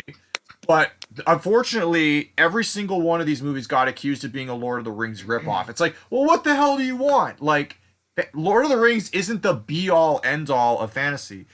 And, sorry, The only fantasy property that got successful outside of movies was Game of Thrones, but that even then that took almost a decade to come out after Lord of the Rings. And the success of Lord of the Rings still lingers to this day because apparently Amazon wants to make a series out of it. Yeah. We have not seen the and with the 20th anniversary of Fellowship of the Ring, we have not seen the last of these movies. This story, and we've not seen the last of these movies, and it's going to carry on to future generations. One other thing, this changed the film industry because James Cameron saw Gollum, the CGI captured character, and when he saw how good the effect looked, he said, "Yeah, it's time to make that little rainforest extraterrestrial movie that I've had in my back pocket since the 90s. It's time to make that a reality." Hence, Avatar existed years later. So you kind of hinted bringing up Andy Serkis's performance that kind of ties into mine that I'll bring up later on. okay, great. So Yeah. let's go into let's move on to Lyle's pick. But yeah, Lord. But you definitely chose a rare perfect trilogy where actually it's arguably each movie gets better and better. Okay, yeah, no. In some ways, like it builds up, Yeah. I know it's an So- impeccably well done trilogy. Yeah. So Yeah. Probably one of the very few of its kind. my Yeah. friends, I only marathon these movies once every couple of years or so. But when quarantine ends and we can all get together, pick a weekend, and I will be happy to marathon these with all of you. All right. Cool. Okay. So, my pick for a classic trilogy is the Evil Dead franchise. I was very I'm a huge Sam Raimi fan. I was almost tempted to do the Spider-Man trilogy, but because unlike most people, I don't really hate Spider-Man 3 as much as everyone else. But I think Evil Dead is a little bit. I have a little bit more to say about it. Also, we did talk about the We Raimi did talk trilogy in about the Marvel the episode. Marvel one that Yeah. we did. Yeah. So yeah, that was already brought up. So, Evil Dead franchise is pretty simple. It essentially started the cabin in the woods trope of horror movies, where you have a group of teenagers that are struck by an unseen force, and they have to survive the night. The first Evil Dead was an incredibly low budget, like high concept kind of a effects driven thing that no one on the crew had any experience making. So It was very micro budget. I think it was like Yeah. 30 million. No, not sorry, $30,000. yeah, not millions. We're not working Yeah. with Evil Dead. No stars really. It was like a group of friends making a movie. It had like this charming like almost like just shoot something on the weekend with your friends kind of vibe. Yeah. And, Yeah. I don't mind Evil Dead. I do watch it once in a while, but I will say it is kind of like dodgy here and there, like the way they put things together. Some scenes drag, and sometimes it's like, what were you trying to accomplish here? But at the same time, like I do understand why it was such a masterpiece when it came out. Like Stephen King gave it huge ringing endorsements, and that gave it a lot of success in the long run. And it catapulted B movie legend Bruce Campbell's career. I'm gonna talk a lot more about him in later installments because all the characters are kind of just service level tropes. Like if you ever seen Cabin in the Woods, it's very indicative of the first Evil Dead. And I'm sorry if I'm talking down to it. It's just I'm just saying it was a good starting point for the next installments. And I haven't seen it. I think you can watch the entire thing on YouTube. It's pretty easy to get your hands on it. With Evil Dead 2, they go from 1 to 100. They go batshit crazy. It's almost a comedy at that point. Yeah, no, I guess that's worth mentioning before I move on. The first Evil Dead, Sam Raimi was trying very, very hard to make a solid horror film, just no comedy, no relief. Once in a while there's a cute moment here and there, but he wanted to make a full-on horror movie. So because of the limited budget and resources, there are a few moments where it's kind of unintentionally hilarious. Which is kind of happens when you have when you were not working as much. But like I think he learned from that. And with Evil Dead 2, which is almost like a soft reboot of the first Evil Dead. Yeah, it is almost like a soft reboot. I can see Yeah. that. Yeah. Yeah, I will say this: if it's a trilogy where you don't have to see every installment because they always recap in the beginning of the movie. It's true. It's very funny that way. I don't see, not too many trilogies do that. So with Evil Dead 2, Ash and his girlfriends, Bruce Campbell's character Ash Williams, are they go to a cabin. It's almost as if none of the events that happened in the first movie ever happened. It's like it's almost like a prelude, and she gets killed by this unseen force after Ash accidentally inadvertently causes the evil to come out. The Deadites, I forgot to mention them. They're summoned when you read passages from a book made of human skin called the I can't fucking talk. The Necronomicon, which summons all these like demonic creatures that like possess your body, and they're nearly impossible to kill, like unless you're like incredibly courageous and or just lucky, one or the other. And too, like after the prelude, Ash spends a lot of his time alone in this cabin, fending off against like the psychological and physical harm that these things can put on you. Like he has like horrible hallucinations. There's one moment where he gets his hand possessed by the Deadite, and he has to like hack it apart with his own chainsaw, which leads into a pretty awesome moment where he actually creates like a mount where he puts the chainsaw onto his arm and has a shotgun in the other hand. And he's just like groovy. I'm gonna kick some Deadite ass. There's some other characters that hop in and out, but I don't really pay attention to them. The real star of the show is Bruce Campbell's like really like dedicated performance where he like does his own stunts, his own slapstick. He fights like stop motion monsters. Like he's just freaking great in Evil Dead 2. And I don't think I'm really like saying anything new when I say it's probably my favorite in the series. I struggle between the first and the second. I love them both so equally, and I still struggle to this day, like which one I like more. I know that they're two different types of tones. The first one's more like just straight up horror, and the second one is like just turns up the insanity so much that it's just like it converts itself into like a horror comedy. Yeah. I struggle. They are definitely like probably my favorite horror movies. Like I just can't. I can't decide between the two. Yeah. Oh yeah. No, I love these fucking movies. Because they just throw it all in there. Anything that psychologically qualifies as horror, it's in there. Yeah, something's relentlessly trying to take your life. Everything in the room is trying to fucking kill you. There's like a spiritual entity. Like it has it all. It has it all. You feel claustrophobic. Everything. It has it all. It's wonderful. I really love how he like shoots a lot of the bits from Evil Dead. Like he does a lot of creative things with such a limited. Oh yeah, the Steadicam in the forest. Yeah, it's like what's going on, Ash? As the camera's like they're running through the woods with a camera on there. There's a part in the first movie that actually terrifies me. It's when like I think it's on I forget if it was Ash or maybe it was the other character. It was when like there was like a cut on their leg and it just starts to grow really fast and it's all quiet. It's all quiet at first, but then like you start to hear a really eerie sound, just almost it's like you're turning up the volume on a dial. It just keeps getting louder and louder and louder, but there's like a bit of a delay on it. Fuck, yeah, there's something about that just always gets to me. I don't know what it is. Yeah, the bloody veins that come out, yeah. Yeah, that's fucked. The stop motion effects in Evil Dead are kind of commendable for what they had, but just don't eat ricey, greeny kind of food, or don't drink milk during this movie. Actually, no, milk is more for the fly.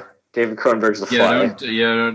if you want to feel like you're drinking fly enzymes, don't drink milk during The Fly. Another excellent movie. But yeah, now we talked about the first. Yeah, I'd probably say Evil Dead 2 is probably my favorite horror film, to be honest. Like, I can read it each and every time and still get a lot of it. I think it's pretty It's close. My It's probably close. one of my favorite bits is when Ash is trying to find the chainsaw in the shack. It's like, where the hell is it? And then his disembodied like girlfriend, or sorry, not disembodied, but like her decapitated body of his girlfriend just runs right into the chainsaw, just like goes whacks the chainsaw. It goes backwards and starts cutting her, like vivisecting her in half, and it's just like, wow. That was a jump scare I didn't expect at all. It was like almost something from a Gallo movie or something, or Giallo. I forget how you say that.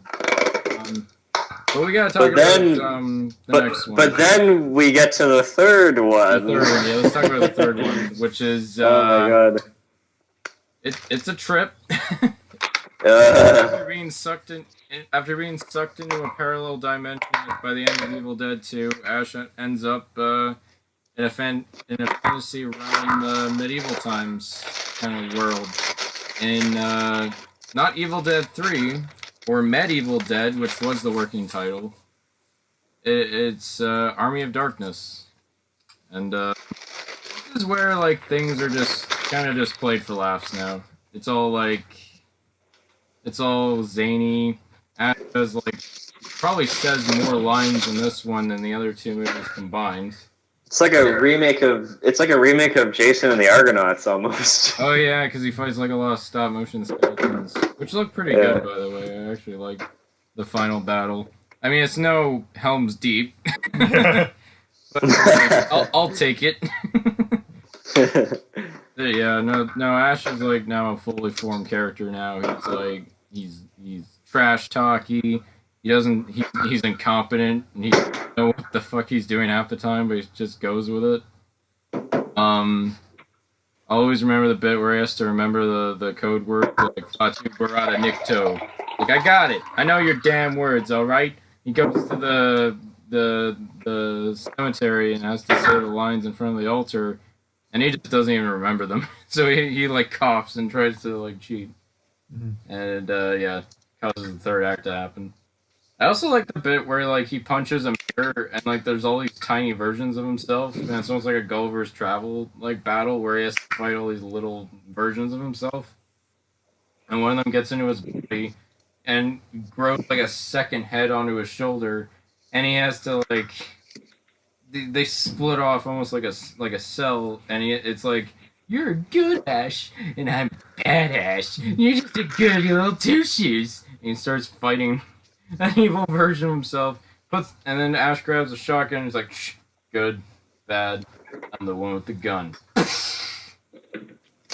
So many, I don't really, I like Army of Darkness, but I don't really like it as much as Evil Dead 2.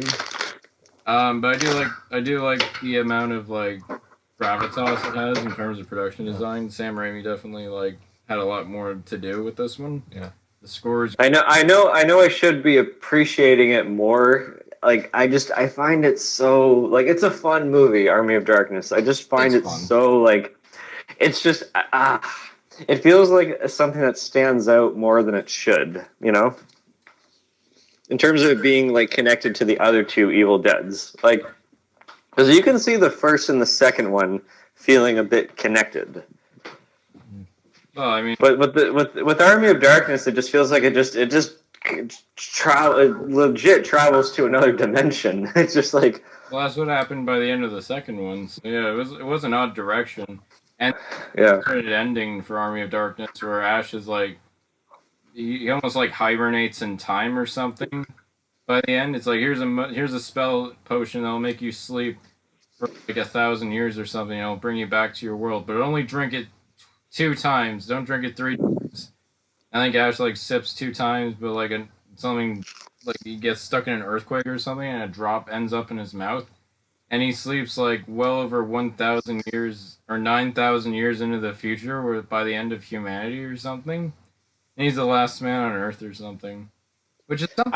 I've only seen the first episode, but have you seen Ash versus the Evil Dead? Yes, I've watched all of that because I watched the entire series, and they play with that idea by the very last episode. So it was a good note to end on. I know they canceled the show, but it ended on a pretty good note for Evil Dead. Honestly, I was happy with it. Now, Okay. I have a question for you too. Yeah. A guy I listened to for a lot of years on YouTube, James Rolfe, aka better known as the Angry Video Game Nerd. In his Spider-Man 3 review, he said there should not be a Spider-Man 4 at the time. But he did say, but what I do want is Evil Dead 4. Do you feel like there should be an Evil Dead 4? I mean, that's basically what Ash versus the Evil Dead is. It's a Yeah. of what Ash did by the end of Army of Darkness. He's working at S-Smart. Lady, I'm gonna have to ask you to leave the store.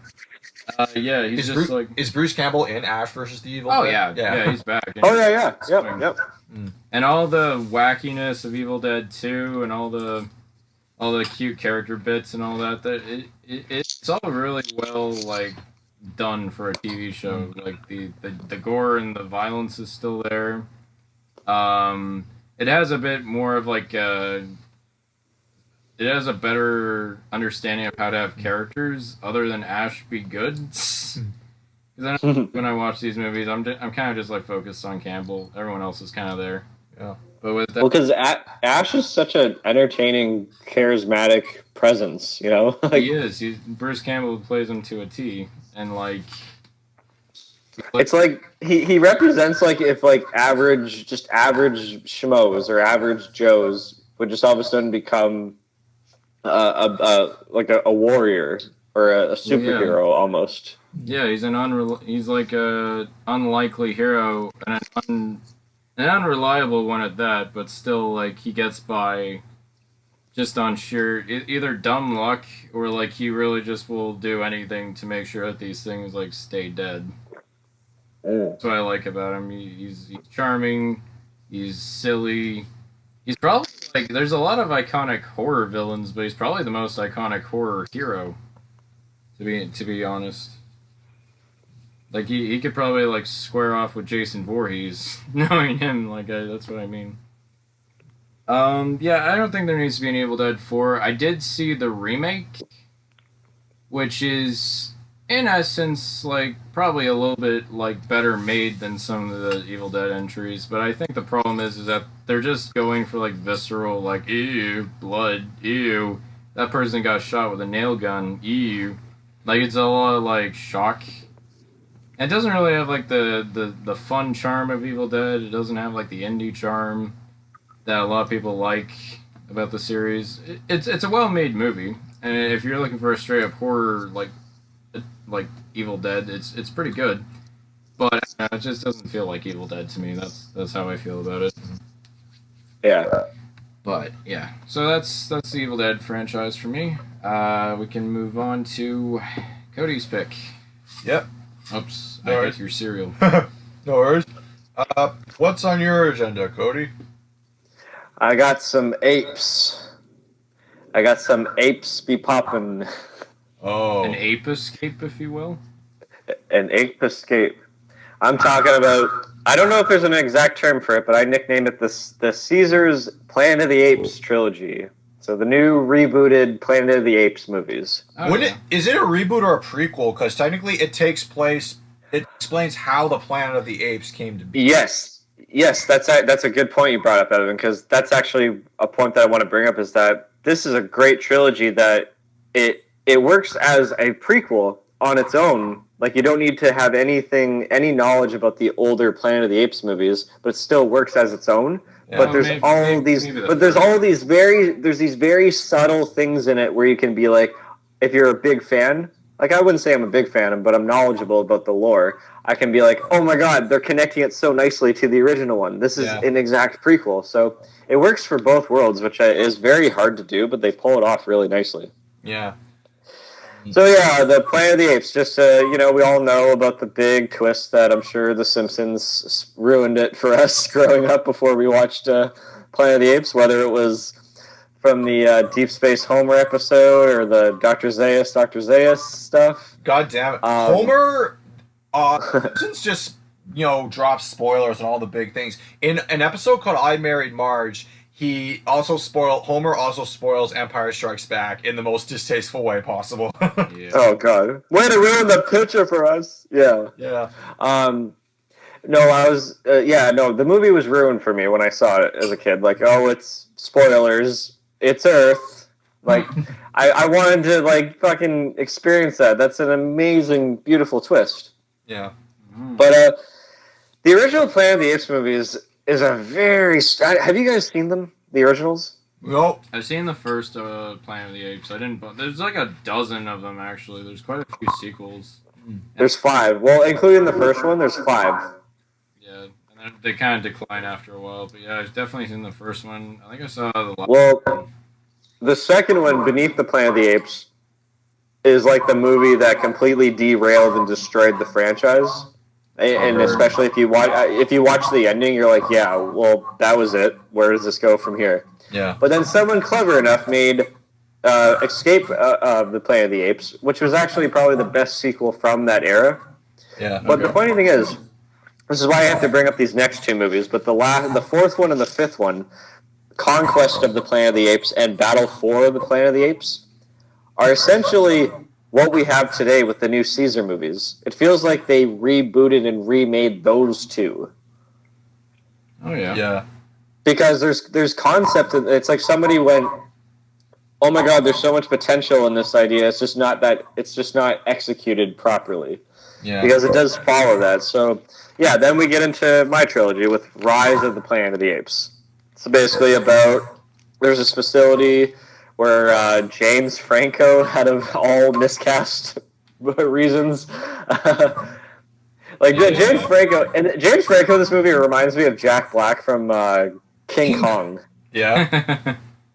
Yeah. Like, it does not fit that role at all. But anyways, so he's working at a facility where they're trying to test like this new kind of medicine to cure Alzheimer's disease.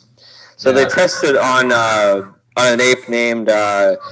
It's funny. It's an ape named Bright Eyes, which is what Zira from the original movies called Charlton Heston's character. Yeah. So I thought that was a nice little reference. Yeah. When they realize that the ape is going all crazy, they kill it. But then it actually turns out that it was just defending its baby, and the baby is being raised by James Franco, and they name the baby Caesar. Yeah. And as they're experimenting all these drugs on these apes, Caesar, played by Andy Serkis, delivers another amazing motion capture performance, because just watching this movie and just seeing how he evolves on getting smarter and figuring things out, and also just, there's that one quick scene where he's on a leash and they take him to like that forest where he would eventually want to be free. He sees a dog on a leash and he starts to look at the dog like, wait, am I also like this dog? Like, there's a lot of identity complex ideas that are raised with Caesar in this movie. Yeah. And I think that this is a very nice... It's not a great movie, Rise of the Planet of the Apes, but I think it's a very nice setup it's setting up a world that I feel like... I don't know if it's intentionally this way, but there's a lot of unintentional comedy parts in this movie where I don't know if it was... Like, there's a few parts where it's like, I don't know if this is supposed to be taken seriously or am I supposed to be laughing? Yeah. Which is kind of what the original Planet of the Apes... which is what the original Planet of the Apes movies were to a certain extent. But the biggest character that kind of capitalizes on this problem of you're not sure if it's a comedy or you're not sure if it's drama is John Lithgow's character. You forgot something I feel like you should mention. Yes, yeah. The reason why James Franco's character is so committed to curing Alzheimer's is because his dad, played by John Lithgow, has Alzheimer's. And there's a lot of antics that he gets up to with his Alzheimer's that it's not supposed to be funny, but you can't help but laugh sometimes. And maybe and I think it's also just the visual aesthetic of this movie. It's very bright. It almost looks like I don't want to say romantic comedy, but it looks like a very modern Spielberg kind of movie where everything is just so bright and glossy. Yeah. I don't know. It's this weird aesthetic, and I guess maybe that was the point, because with the next 2 movies, it goes super grim and dark. Oh yeah. But Probably the best scene in this movie, and whoever wrote this deserves like a fucking Oscar I because think I know what you're going to talk about. they avoided doing a ham-fisted stupid reference from the first movie, but then transformed it into a character-defining amazing moment that had my jaw to the floor. So when one of the guys that works at the facility that holds all the Draco Malfoy, yeah, Tom Hiddleston. Is it Tom? What's his name? Tom. What's the actor's name who plays Draco? Tom Falcon or something like that. Yeah, Tom Felton. Anyways, yeah, Tom Felton. Yeah, he's one of the guys like the asshole human characters that you're not supposed to like. He's like abusing the animals, putting them into cages. Then finally, when Caesar snaps back and like holds his hand, he goes, "Get your hands off me, you damn dirty apes!" And Caesar just goes, "No!" What? Yeah. And it's like, my God, that's the first word that he says. Like, oh. The theater, my theater that I was in was so quiet when that happened. Like, some people, yeah, me too. Some people just went like, holy shit. Like, you kind of heard like, you hear a pin drop. It was so like, fuck me. But I love how you summed it up beautifully. Like with how that could have been the cheesiest moment in the whole movie, but it turns into the most epic moment in the whole movie. Yeah, because they're referencing the famous line from the original, but then they turn it on its head and do something unexpectedly to evolve Caesar as a character. Yeah. Probably the best part of the movie for me. Yeah. But then Caesar lets free all of the apes after giving them all the gas for all the for the cure that will make them smarter. And the apes are free, and it's such an today it's a little bit of an uncomfortable ending, but one of their neighbors who gets it infected him in a negative way. He's also like a pilot. He goes to an airport and is like coughing. Oh God! And then the entire world at the end just spreads into this global pandemic that kills most of humanity. It kills most of them, yeah. So that's when we enter into. So then, because the first movie was directed by Rupert. I'm forgetting his last name, but he didn't really do much. But then director Matt Reeves, who's fresh off of doing what's that movie called? Oh my God, Cloverfield. Oh my God, I'm trying to remember it. He did Cloverfield. He did the remake to the Let the Right One In called Let Me In. Okay. And then he's doing now the upcoming Batman movie. Nice. He comes on and delivers an incredibly well-made sequel with Dawn of the Planet of the Apes. Far better than the first one. Oh, yeah. And you guys want to talk about sympathetic characters like what you talked about last week? Koba, played by Toby Kebbell. By Toby Kebbell is a very good character in this movie. Yeah. And what I like about it is it's such a simple premise too. It's just like the remaining humans that are in this colony are just trying to get access to this this facility, this generator place that happens to be around the habitat of the apes. But they come to this sort of agreement that if you guys just do your work and leave us alone, we'll be fine and civil. But the whole movie is just friction between the apes and the humans. It's a very complex movie. And some humans get along with the apes, some apes get along with the humans, some don't. It all kind of ends in this very tragic moment. Yeah. And I don't know. I just think it's such a well-made movie. It could have been horribly laughable. I mean, you have apes on horses with machine guns, and yet it looks like the most awesome thing ever. Yeah, driving tanks and everything. Oh yeah. Yeah, it's just so satisfying. And then we come to sorry, what? I was gonna say you mentioned Koba the villain. I'd like to stress that several of the ape characters, the only ape I remembered from the first Rise of the Planet of the Apes, that was Caesar. But Koba and Maurice the orangutan, they were there. And they were there in the ape facility and Caesar liberated them all. So they all kind of looked to him as like the leader. That makes sense. Maurice was the big light brown ape, right? He's the orangutan, yeah. Yeah. Okay, orangutan. Sorry. Yeah, I like that one. Yeah. And Caesar also has a son in this movie. I'm forgetting his name. Blue Eyes. Is it Blue Eyes? Blue Eyes, I believe, yeah. Okay. Yeah. I've seen it, so I don't remember. And again, like the effects get way better, way more expressive. You can just Yeah. and it has those themes too about us and them and prejudice and like you don't know who to side with. But then we enter to the last film, War for the Planet of the Apes, where this is a film where I completely side with the apes. Like every human, aside from the kids, are completely unsympathetic, and that's especially with the Woody Harrelson character. Oh yeah. And yeah, what I love, it's so great because it's almost like the Great Escape. It really is like it becomes almost like a breakout movie at the end. Yeah. And just seeing Caesar's arc, it's just a character that we've seen like throughout the whole past decade. And that's also another thing I want to bring up is that each movie came out 3 years apart from each other. And that's just very reminiscent to an original trilogy that came out back then. Yeah. It also I find it hilarious that a prequel trilogy to a sci-fi movie that came out in the 70s were spaced out by 3 years. That's hilarious to me. Well, I find that spacing out really good. It's not it's not like every year. Like 3 years pass. You're like, oh yeah, I kind of miss it. I kind of forget what that movie was like. I'm gonna go watch it again, and then you're excited for the next one. You're not like overly saturated by sequel after sequel, which is basically what today is. Yeah. I mentioned before, like there's a great connection to the original where they show like news reportings of this rocket that's going to supposedly go to Mars, and you're like, well, you can look at it as, well, humans are probably going to escape Earth. That's great for them, but no, it's actually the Charlton Heston rocket ship from the original. Yeah, no, I thought that was a cool reference.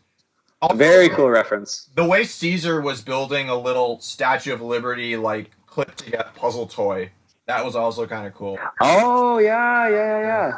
I forgot about that. Yeah. This is the only one. Yeah, no, I got. Oh shit! Did I spoil it or? No, not really. I don't care. in War for the Planet, in the third movie, there's an offbeat reference to Donkey Kong that I thought was hilarious. Like there are these big white gorillas that are in charge of like artillery. They call them donkeys. I'm like, I see what you did there. Yeah. No, I think I mean, now that we're about to move on to like we're about to go on rants about movies or trilogies that should have just stick to 3 instead of multiple. But like, I think that the best trilogies are the ones where your first movie just nicely sets up everything. Like you set up the world, you set up the characters. There might be some resolution at the very end of the first one, but there's still room for continuation, right? The second movie, you take what worked about the first one and you just expand on it. We kind of talked about that in the sequels podcast, but like you just make things a little bit bigger and better, but not for the sake of doing it. You just want to have this nice evolution to it, evolve everything. Yeah. And then your third movie should always like resolve things in a nice way.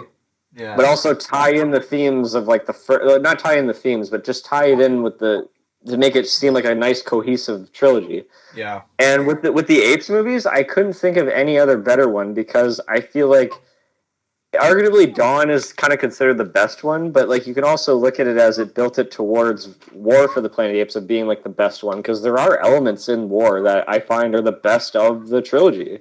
Yeah. And it's so satisfying and it's emotional and it's such a character study of Caesar. And it kind of, it's interesting that like you kind of like watch the first one, Rise, thinking that Caesar's kind of like the enemy because all you're surrounded by are just humans. But then you get to the very last movie and it's just only a few humans that are evil and it's all just apes just trying to survive and defend themselves. Yeah. And it's just amazing how like, and there's like, and Dawn has that great middle ground where you're like, yeah, there's some good humans, there's some bad humans, there's some good apes, there's some bad apes, like that great friction. Yeah, no, I missed this. I kind of want to watch these movies again. I actually recommend you guys. It might be a little bit of an underrated choice, but like not a lot of people talk about these anymore.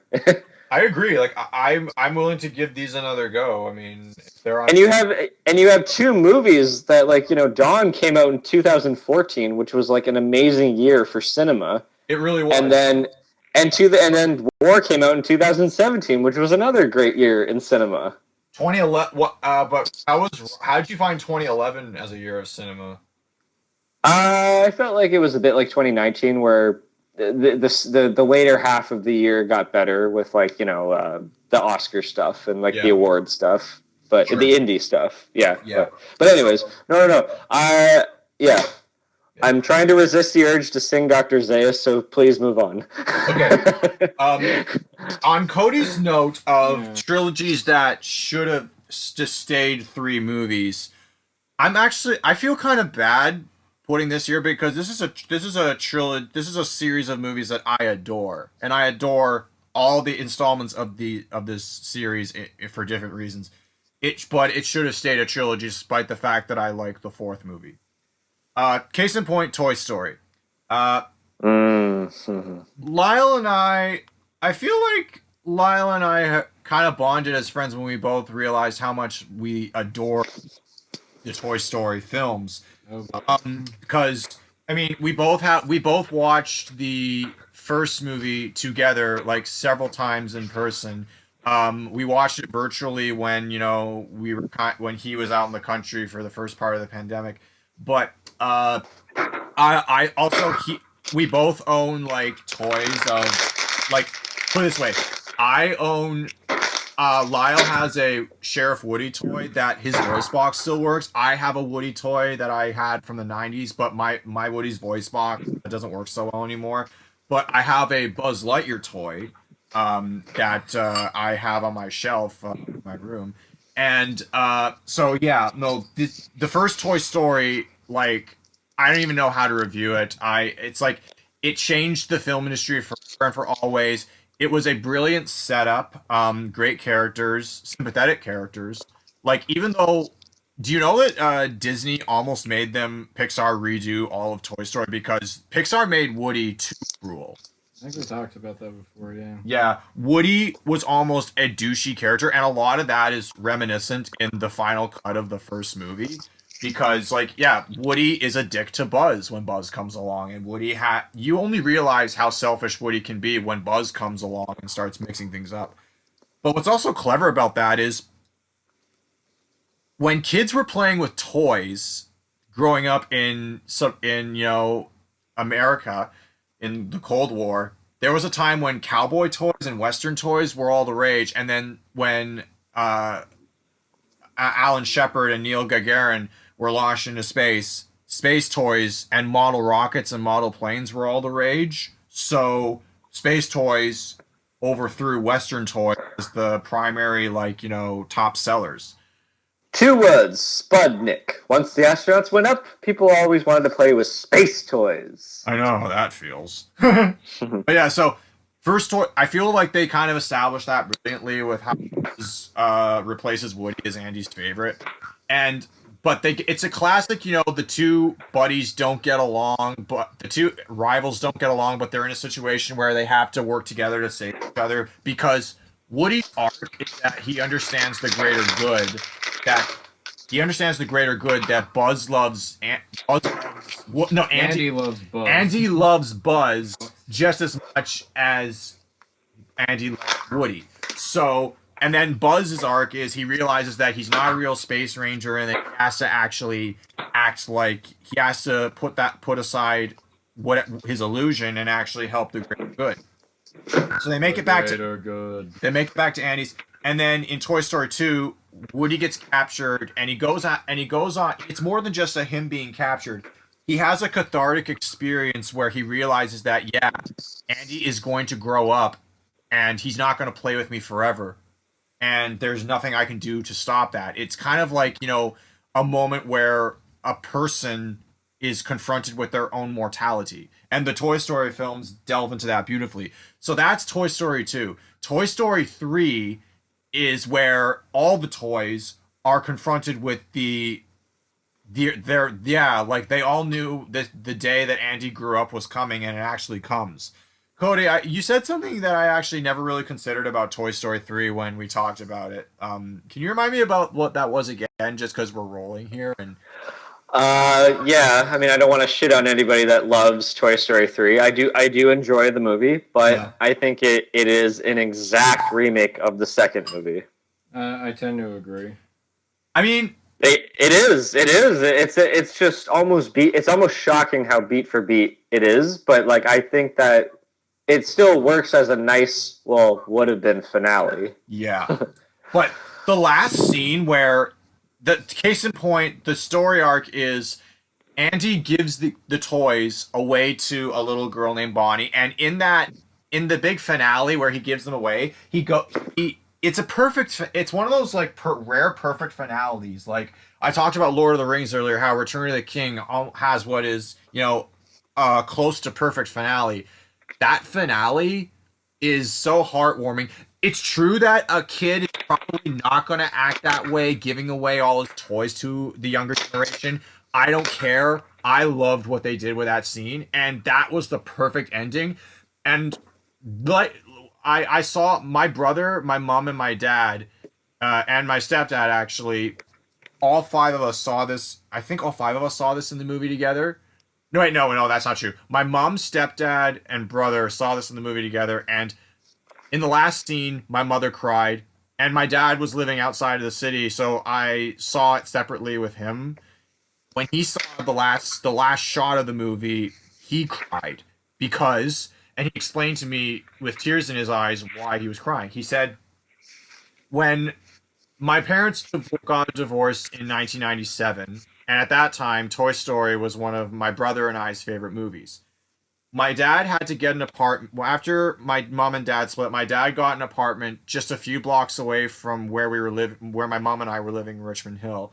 And in this apartment, when my brother and I got to come over on the weekends, he actually painted our room the way Andy's room was painted in the first Toy Story. And when he saw Oh, the clouds, that kind of reminded him of the lengths he went to make his new apartment post marriage a home for my brother and I.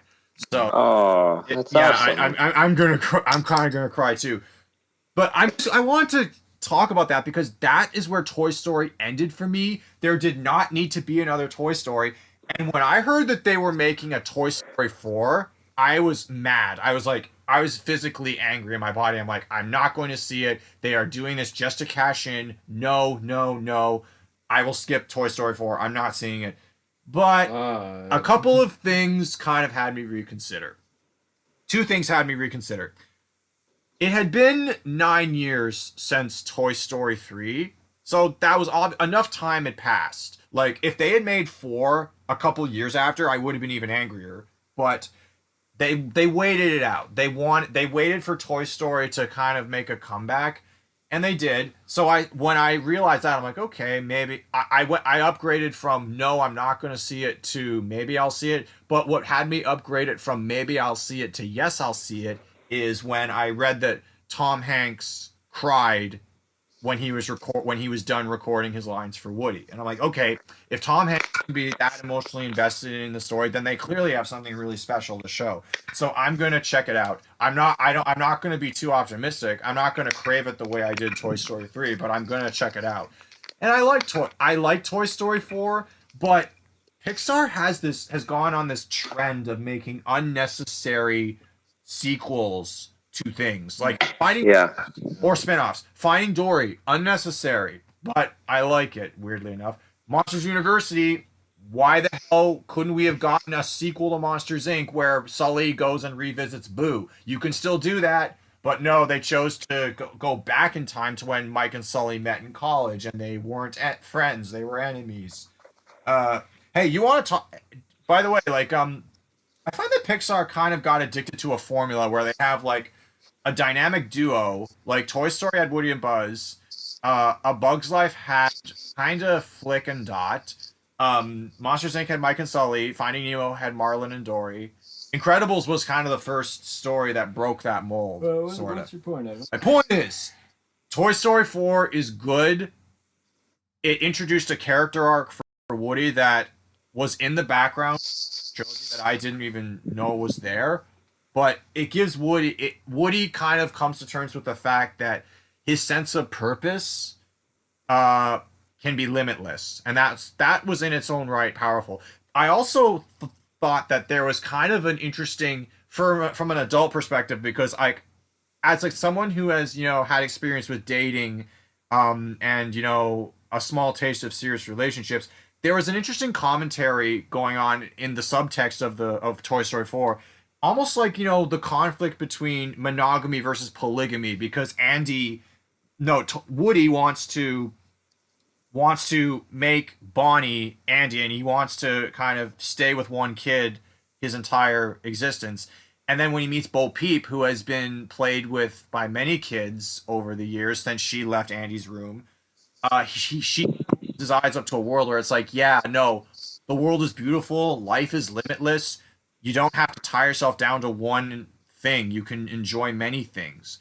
Now, I'll never kink shame anyone, and I even though I prefer monogamy, I know other people might feel differently about monogamy and polygamy, but I don't consider monogamy superior to polygamy, and I don't consider polygamy superior to monogamy. So I feel like on your values. yeah, I know it depends on your values, but that commentary I thought was also really interesting just to see it as an adult. I wouldn't have understood it if I was a kid, but yeah, no, I thought it was brilliant in its own right. But that's really all I have to say.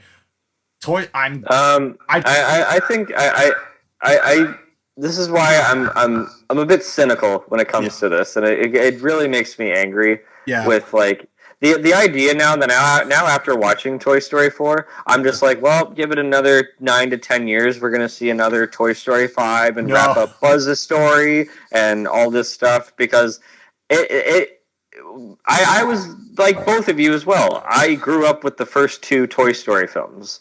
I had the exact same sheets as Andy growing up. I had the Buzz Lightyear bed sheet, and then when you flip it upside down, it's like the Woody kind of desert kind of bed sheet. Yeah, like I had that. I had the toys. I went from being Andy to Sid. I went through a fucking break my toys. I went through a break my toys period. I literally threw my Buzz Lightyear out the window, and believe it or not, the arm broke off. Oh God! I'm like, this is surreal. We'll go sailing. Oh, boy. And then did your sister come and take him and turn him into Mrs. Nesbit? Stop having No, but like, and Toy Story 2 is actually like my favorite one out of the movies. I think it's actually one of the best movies ever made. If it wasn't for WALL-E, it would be like my favorite Pixar movie. Oh yeah. But then Toy Story 3 comes out, and at that point, I was actually worried about Toy Story 3. I went, ooh, a late sequel? I don't know about this. But the fact that this movie was actually pretty heartwarming, and like it had that finale to it. Like, okay, we don't need to see these characters again. And I'm totally fine with seeing those little shorts that come out every so often. Just, it's like, the bigger story is done, but here's some smaller stuff.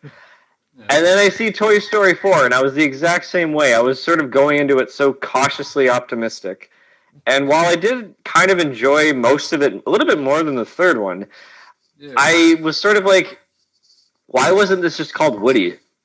They could have done that. Like, because every other character was completely sidelined in this movie, and it was just sort of just the Woody movie. And it's bad timing now, because I know that they're going to make a lot of shows on Disney Plus, but it would have been kind of cool if they would have split up and fleshed out a little bit more stuff in Toy Story 4 and just made that an episodic show called Woody. Yeah. Where it's like that original Toy Story trilogy is done with Andy. It's like, okay, that's now complete. It's just that label Toy Story 4 is just what really rubs me the wrong way about it. Yeah.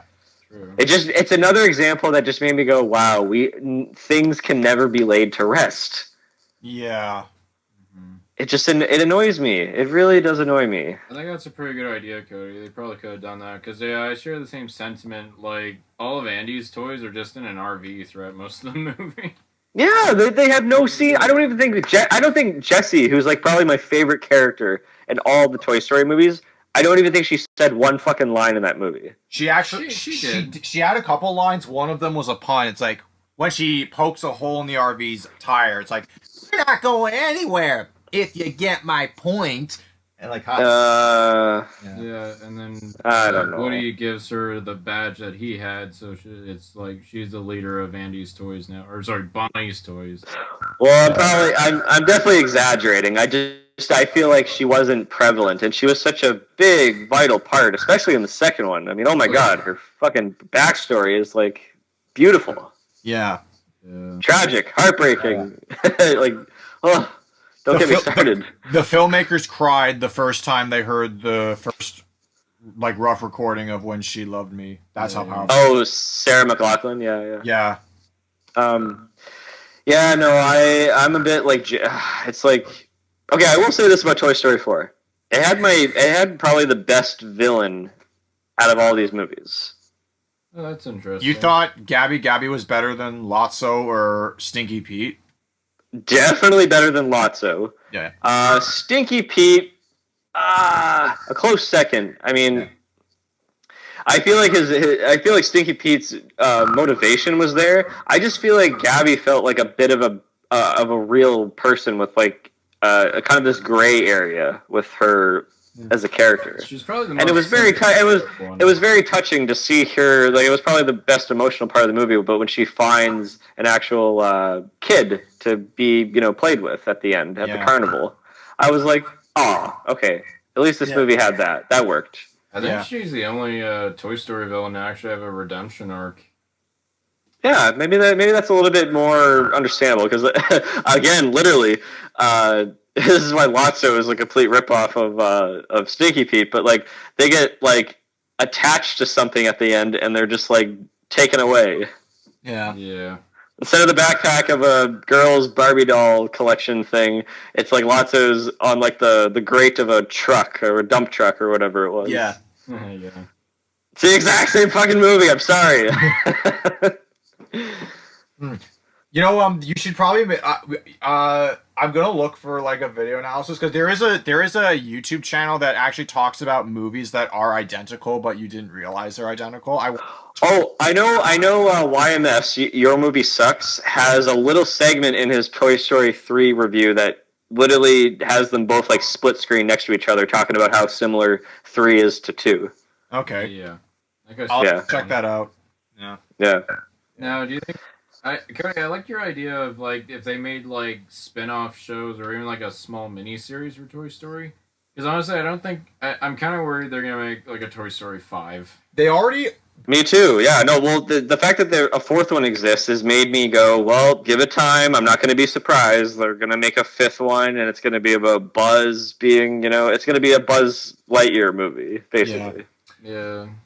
But will Tim Allen even be healthy enough or even alive by then? Any of them be healthy? Because they lost. By the time they got to 3, it kind of reminds me of that line in Toy Story 3. We've lost friends along the way. Yeah, Jim Varney. Yeah, Jim Varney died in 2000. No, Atlantis: The Lost Empire was his last movie.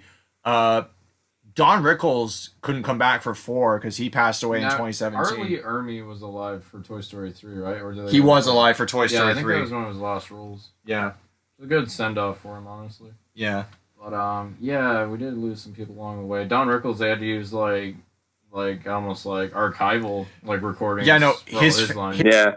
They weren't sure if they could put him in, but his family requested that he still be, that Mr. Potato Head still be in the movie. Yeah. And, basically what happened was they resurrected decades of stuff that he recorded for merchandise, and they compiled it all into actual dialogue that he says in the movie. And he is extremely seamless, and he's there in the movie posthumously, which I think is great. Doesn't do anything, but yeah. still.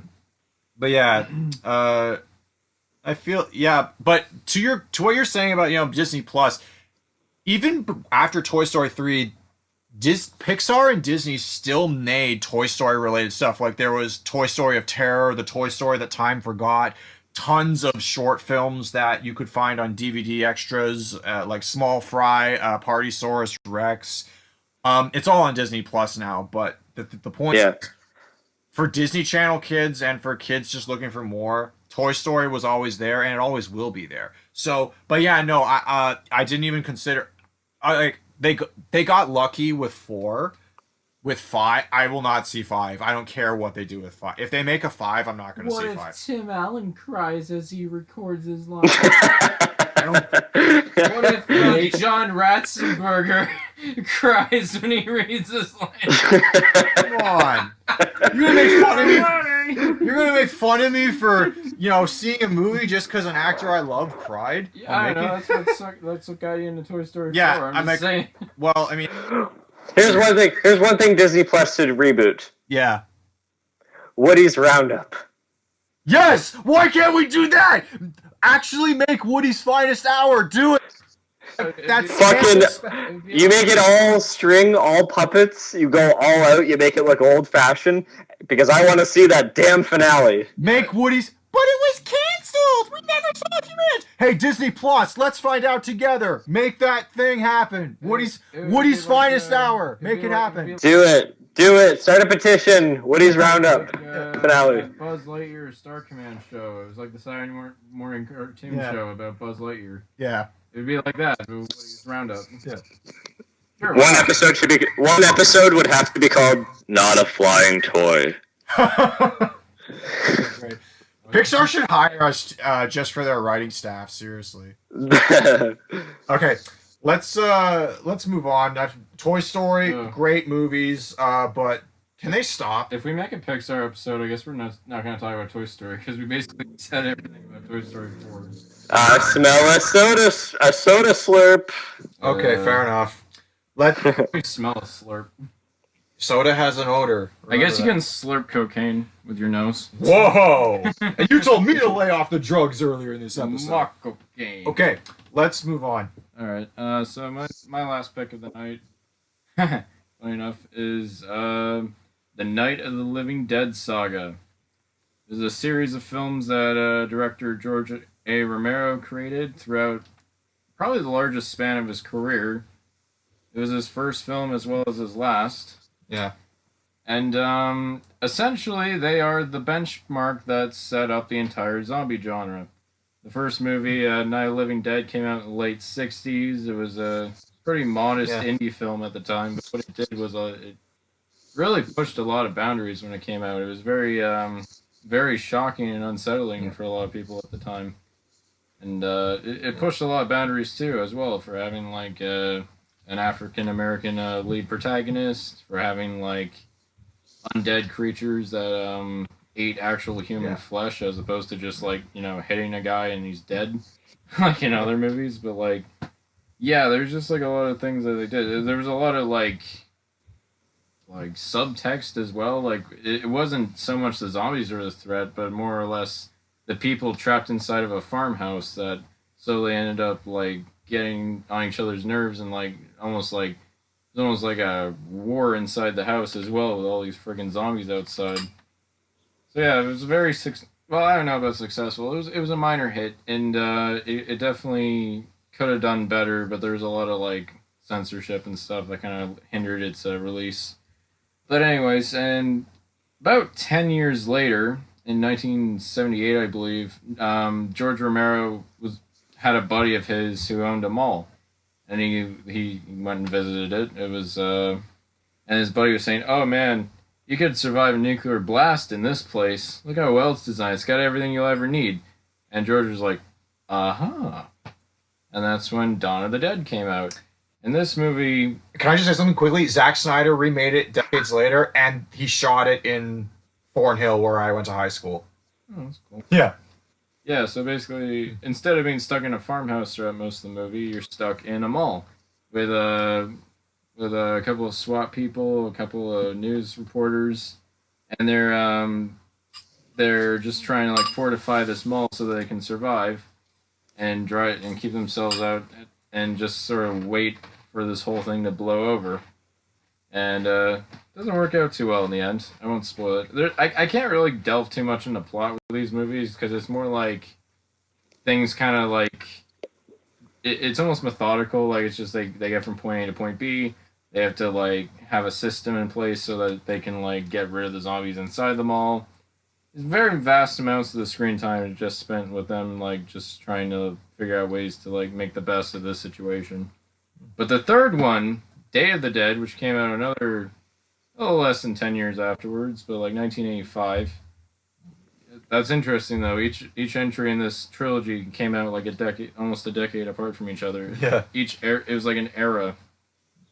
And Day of the Dead is Careful what you'll say about this one. I haven't seen it yet, but I am going to watch it pretty soon with a friend. Our mutual friend Hunter wants to show it to me, so just don't spoil it. Because Evan refuses to watch this one. It's the one scene. There's a couple. Yeah. Day of the Dead is set inside of a military bunker, and unlike the other two, where it was like kind of like the beginning of the zombie spread or zombie outbreak, I should say. This one, it's like no, zombies are basically over. They basically are the vast majority of the population on Earth now. So it's this military team and this research department that are trying to figure out a cure or a way to like remove the virus or whatever, or try to figure out some way as to how these things work. And much like the first one, it's not so much the zombies that'll kill you, but more or less the people who just cannot get along. And that's a theme that I think carries over throughout much of this series. Yeah. And I think Day of the Dead, a lot of people like Dawn. I think Day of the Dead's my favorite of the bunch. It's very, very well put together. Which one? You said Dawn? No, I said... Sorry, I meant to say, like, Dawn is the one that most people like the most. Night of the Living Dead's like a cinematic classic. But I think Day of the Dead's the one I like the most personally, just because it's really well put together. It's sleek. It's very... The characters have, like, a lot of, like, things going on. All I know is because of Red Letter Media, they always cut to it, the Joe Pilato rant scene. Yeah, Joe Pilato is like the best part of Day of the Dead, easily. I'm running this monkey business, Frankenstein, and I want to know what the fuck are you doing with my time? What the fuck are you doing with my time? That's not even the most menacing. That's the scene. second best line. Yeah. I haven't even seen the movie, and I know that scene. I know that whole rant verbatim because Red Letter Media cuts to it all the time in their videos. Yeah. Yeah, they do. Hey, you. I just told you I was willing to kill you if you didn't get back in your chair. You didn't get back in your chair. And then how can we forget?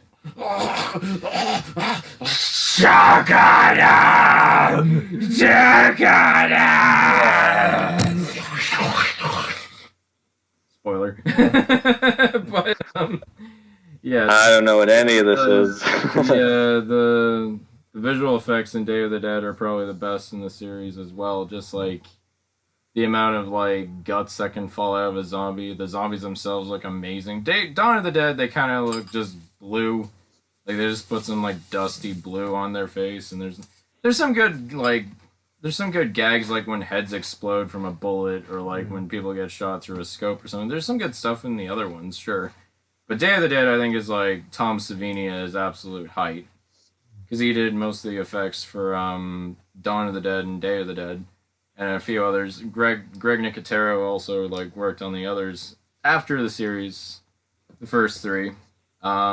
I should probably talk about Tom Savini briefly. He has like a cameo in Dawn of the Dead where he plays a motorist, and he's just hacking apart zombies with a machete. He takes one zombie, who almost looks like Harrison Ford. He just like lifts his machete and just drives it into its skull. It's a pretty seamless effect, actually. I kind of like that one. Yeah, he's the only character in the series that like appears again as a zombie in Land of the Dead, which I'm going to talk about in a second. But yeah, Day of the Dead is excellent. And is like the Night of the Living Dead? That's actually in the public domain, so yeah, we can anytime we make a movie, we can always just play it in the background. yeah, we could do a commentary track of Night of the Living Dead, and we will not get in shit. And also, speaking of licensing, it is super frickin' hard to get a copy of Dawn of the Dead because the producer won't like ship it. He has like an exorbitant price for how much he will like export Dawn of the Dead. And there's like 3 different versions of the movie. There's like the original theatrical cut. There's the director's cut under George A. Romero's description. There's also the European cut, which was helmed by Dario Argento, who was a major assistant on the project. Like he helped Romero get Dawn of the Dead made. And he even got Goblin, his house band, to do the music for the soundtrack. It's a nice collaboration between the two. So yeah, these three movies are pretty great. I think they're one of the best zombie movies ever made. I'm sure I'm not the first one to notice this, but like I always look at it's very obvious that Night of the Dead has like that theme of racism. Yeah. What? Well, I mean, it wasn't initially supposed to be like that because like when George A. Romero wrote the main character, he didn't really care who played him. And when he picked the actor only because he gave the best audition. He was very, very like progressive about it. He didn't want to send a message or anything. He was just like, it's pretty good. And I think it kind of has that message at the end. Like I get like it's kind of really almost accidental. Yeah. But Dawn of the Dead, I kind of look at it as that theme of like consumerism, because it's just a bunch of brainless zombies hurling towards a mall, just trying to buy everything, get to the mall. You know. Yeah, it's like a part of their lives that still sticks with them. It's they're dead. It's the perfect Black Friday movie. Yeah. And I'm not too big on Zack Snyder as a director, but I will say he made a pretty decent sequel. Like it's remake, not a sequel, remake. Yeah, like if you want to do a remake, he definitely took another direction. It works. You know, it's a fast-paced kind of zombie movie. That's good. It's good. It has its moments. That's funny you say fast-paced, Cody, because the zombies run in that one. Well, that's what I mean. Yeah, like he kind of just turns it up a notch. But you know what? So be it. I'd rather it not be the same movie again. So yeah, exactly. Even though it kind of is similar premise, but like it's just a different context and different direction it takes. Yeah, and the third one definitely delves into like communication breakdown and like power struggle and what happens when the wrong people are in charge. So yeah, and it's interesting you mentioned that because Romero didn't intentionally have like a lot of themes in Night of the Living Dead. They were just uncovered. They were unearthed as the movie got more popular. And I think that kind of plays into a lot of what happens in the second, like the latter half of his like filmography, is that he would kind of instill a lot of more messages into his movies, and not often in a very nuanced way. Because like it wasn't like intentional at first, but it became more and more intentional, and sometimes I kind of hindered the experience here and there. Like it's like, okay, we get it. Yeah. And I guess this is where I have to move on away from the trilogy and I have to start talking about the latter half of this saga. Oh, God. So 20 years after like 20 years after Dawn of the Dead, or Day of the Dead, Romero got busy with the Land of the Dead, which is... I actually don't mind the Land of the Dead. It's all right, but it's kind of a far cry from the series. Basically, okay, years ago when video stores were still a thing, like when Rogers Video and Blockbuster was still a thing, I remember renting that movie, and I don't think at the time I saw like Dawn of the Dead or maybe even Night of the Living Dead. I just sort of rented it just based on its poster. Because it's very like, I don't know, it just kind of caught my eye, and I just remember laughing on how bad the movie was. Yeah, it's definitely cheesy at times and silly. They have like a fucking death machine vehicle that they drive around to kill zombies in. Anytime they try to humanize zombies, I start laughing. Well, you don't laugh too hard. They do a lot of that in Day of the Dead, actually. Well, I mean, they probably do it in a better, funnier way, but we'll see. It's really well done in Day of the Dead. But like, Land of the Dead, there's like a zombie that kind of retains some of its like intelligence and decides to lead a revolt of zombies into the human fortress, which has like a higher class hierarchy and a class struggle where like the lower people like live in the slums and just like closer to the gates where things are a bit more dangerous and like seedy. But then there's like a tower where all the rich people live and they don't have to worry about the plague. It's almost like it's a regular society. There's not even like a mention of zombies. Led by Dennis Hopper.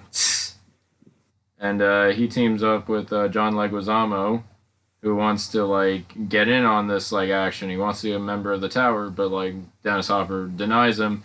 And so John wants to destroy the tower and bring the world to the ground. And meanwhile, this like sentient zombie is going to the fortress, and he's gonna like overpower the fortress and kill everyone there. There's a lot of pieces in play with this one. It's not as straightforward as some of the other entries. I do think the production design is like, aside from like some pretty noticeably bad CGI, it's, I can tell like a lot of work was put into it.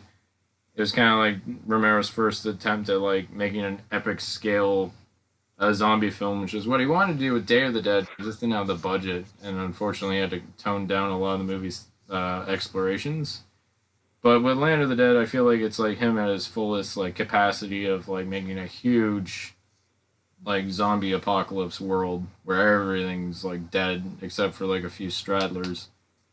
Yeah, Land of the Dead, I don't hate it as much as most fans do, but I will admit it is kind of it's weakened in a few aspects, namely like some choices here and there. But it is definitely leaps and bounds better than the next one. Not Survival. Diary of the Dead. Such a stupid title. Diary of the Dead is a found footage film. What? Oh, that's why it's called Diary. A vlog of the dead. Yeah. Oh my god. Yeah. Diary of the Dead is ostensibly a faux documentary of this woman who her and her film student friends were filming a horror film, and then as they were heading back to their campus, a zombie outbreak took place. So this isn't even following the footsteps of the previous movies, which had like a steady build-up of he's taking over the world. Now it's like we're back to the beginning. Urgent news bulletin. It seems that Corey from the 80s has abducted Evan in an attempt to sabotage this illustrious podcast. I told you that guy was an asshole. What an asshole. Right in the middle of like one of the best zombie movies ever. Oh wait, no, I was talking about Diary of the Dead. Never mind. Oh, no, what am I gonna do without a co-host? I'm gonna have to make all my own decisions. You can't let me talk. I'm a podcaster. Anyways. That's a Spaceballs reference. Yeah, I know. What the hell? Second Spaceballs reference tonight, jeez. Where was I with Diary of the Dead? So yeah, unlike the other entries, it got steadily more like the zombie plague was getting worse and worse with each installment. Now we're kind of back to the beginning of the outbreak, and now we're kind of stuck with a group of unlikable protagonists as they film everything and record everything off their cameras in an effort to make a documentary called The Death of Death or some stupid. Yeah, I don't like Diary of the Dead. I actually, and I'm not even like a major like naysayer when it comes to found footage films. I actually can like a lot of found footage films. Like I love The Dirties. I think Wreck was pretty cool. I think even the first Paranormal was like effective in what it did.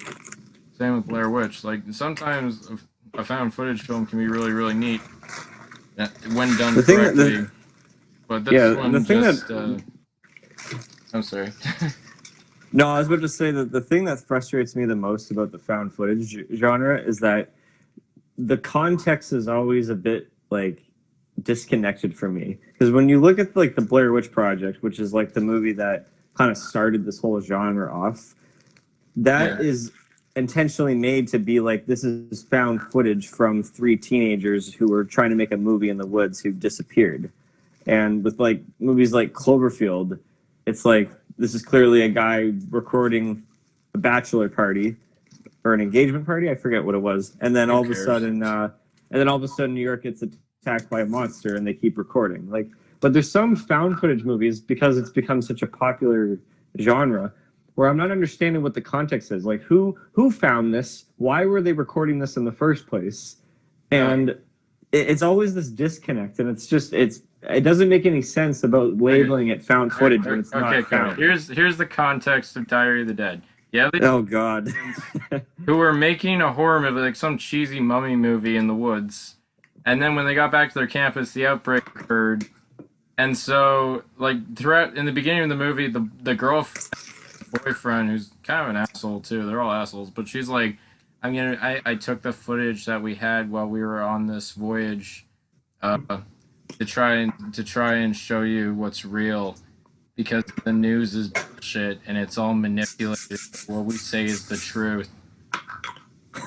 All the while, I'm going to be adding jump scares in the video in an attempt to scare you. Oh no. Because while I'm trying to educate you, I'm also trying to scare you so that you'll wake up. That's actually what she's... It comes off like George Romero's a little out of touch with how to Yeah. execute this type of movie, which no disrespect to him. I mean, he's one of the, sadly, he was one of the living legends and Yeah, he was, yeah. brought the zombie genre to life, but I don't know. The thing is I like the earlier zombie movies, but when he was making these newer ones, it almost seemed like he kind of lost the effectiveness of subtlety, because the themes really beat you over the head. It's almost like every character is just there to like say, "Oh, this is bad, and why we need to stop this and this from happening in the real world." So much time had gone by in between the original 3 zombie movies and then all the new stuff that he made later on. Yeah, and then these last 3 movies, I haven't talked about the next one yet, but they all came out relatively close to one another. They're almost like a trilogy in themselves, I guess. So, but the last one I need to talk about is Survival of the Dead, which was actually George A. Romero's last film before he passed away. And did you... Sorry to interrupt again, but like, did you know that he passed away here in Toronto? Oh, I didn't know he passed away in Toronto. That's crazy. Yeah, it was... Sorry. He was in his 70s. Yeah, I just said Toronto on his IMDb. That's where he passed away. The craziest thing also is that he and I share the same birthday. Oh, so, don't worry. I share my birthday with Donald Trump. Oh, I'm so sorry. I'm sure there's maybe you'll be like the good one. You'll be like, hey, not everyone born today turned out to be well, let's not shoot ourselves in the foot. Survival of the Dead. It is about a bunch of AWOL guard people, like military grunts, who leave their post and they're trying to survive. Shortly after Die of the Dead, they're just trying to like get away from the craziness, and they find themselves in a situation where there's this distant island offshore that is totally zombie free. So they're like, alright, well, let's go there. The problem is, while there aren't any zombies, there's these 2 clans that want to like own the island for themselves. It's like they're all like, oh, our families have a proud tradition of being warriors, and we will fight the others who are bastards. And they're like, well, we're a proud clan, and the others are bastards. I'm like, for God's sakes, can't you get your heads out of your asses and get along? But no. And it culminates, and the zombies get on the island somehow. I don't even remember, but then everything goes to shit, and the heroes go somewhere else. The end. Oh Jesus! Of all the zombie of all the films in this series, this one feels like the least substantial. Although I will say it is kind of like nice that it's not a bad looking movie. I mean, there's some really nice like shots that harken back to like autumn time and seasons. You could almost call it like a zombie western or something, with the way the people like spar off with each other. But on the whole, I just don't think it was a really good note to end on. I think because of the negative feedback that he got, Romero never really felt confident enough to direct again until his passing. That's too bad. Yeah, it's not a very strong note to end on. It's kind of his swan song. Although there was talks of another one that he wrote that would have gotten into production. Let me quick. It was an odd idea. It's called Road of the Dead. And the idea of this one was zombies are spurring off with each other in a coliseum while driving cars. What?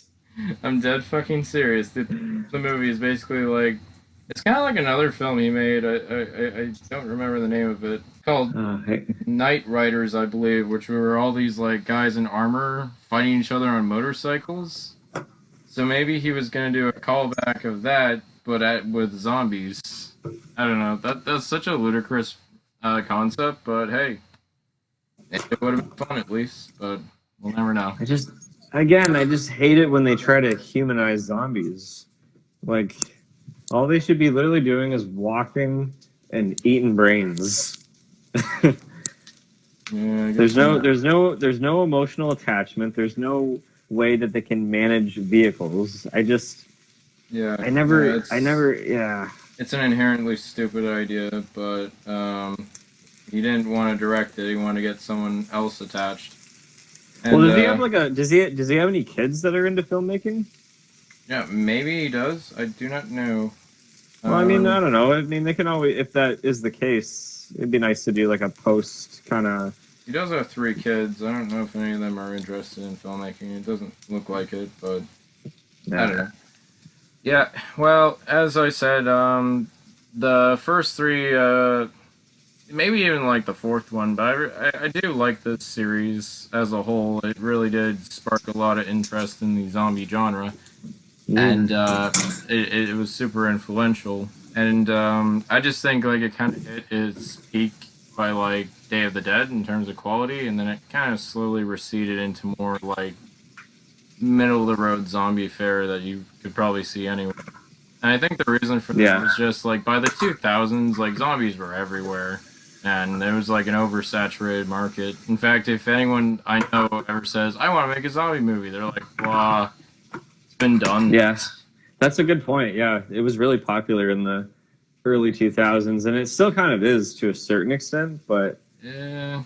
No, I'd say superheroes are now the thing that zombies were like 10 years ago. That is true. That is true. Yeah. Ultimately, I'd say stick with the first 3.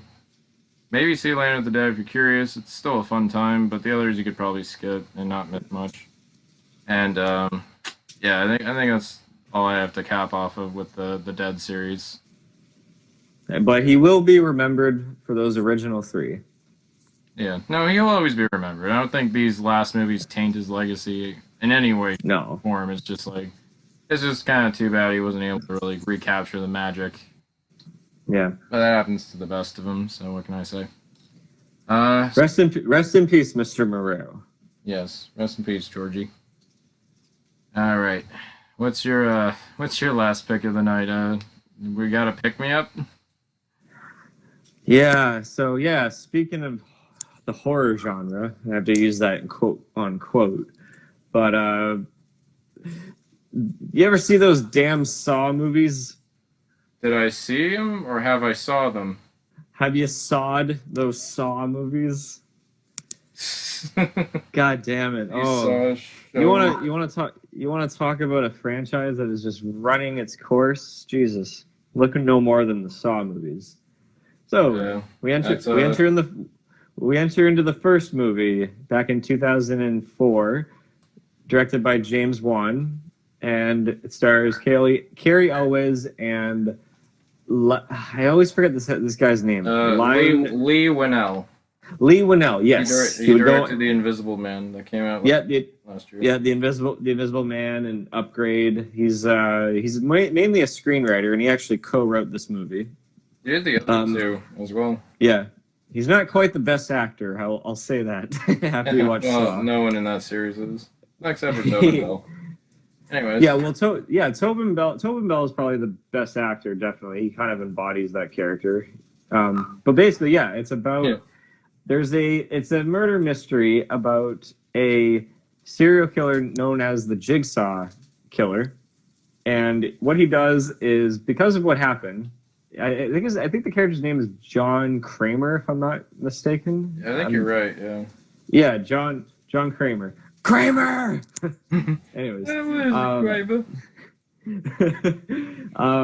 he gets diagnosed with like a brain tumor, and it's inoperable. So he decides to take revenge on the world of people that are in a position where they shouldn't be. Whether it's a family man that's cheating on his wife or someone who's done wrong in the past. He basically abducts them with the help of a few assistants, and they put them in a room and basically have them. Well, for the first two characters, the Lin Manuel and Carrie Elwes character, it's just the simplicity of just being chained at the foot, and the whole struggle is like, wait, he doesn't want us to saw through the chain. He wants us to saw through our foot. Very nice and simple. It's kind of, I don't know, it's a bit scary, that thought. Like, what would you do? You know? The first Saw movie is actually pretty effective, despite the look. Yeah. And everything. I Well, think that's a very good movie, actually. as opposed to like the later sequels, it's just the sequels are all about the traps and how to like Yeah. capture that essence of that twist ending at the very end, which the ending of the first Saw is effective for what it does. You know, like it works on its own. But while I do wish, I kind of wished it was just the first movie, then they would have just, you know, just like call it quits. They don't really have to continue it. But the sequels, as kind of blah as they are, and I'm talking about Saw 2 and Saw 3, they do explore the character of Jigsaw a little bit more. So if you're going to make a sequel, at least they got that. But the problem is, these traps just get so ridiculous and so gratuitous, and yeah, the editing you mentioned before, the editing is just so bad in these movies. Yeah, no, they definitely do a lot of cheesy shit with the editing.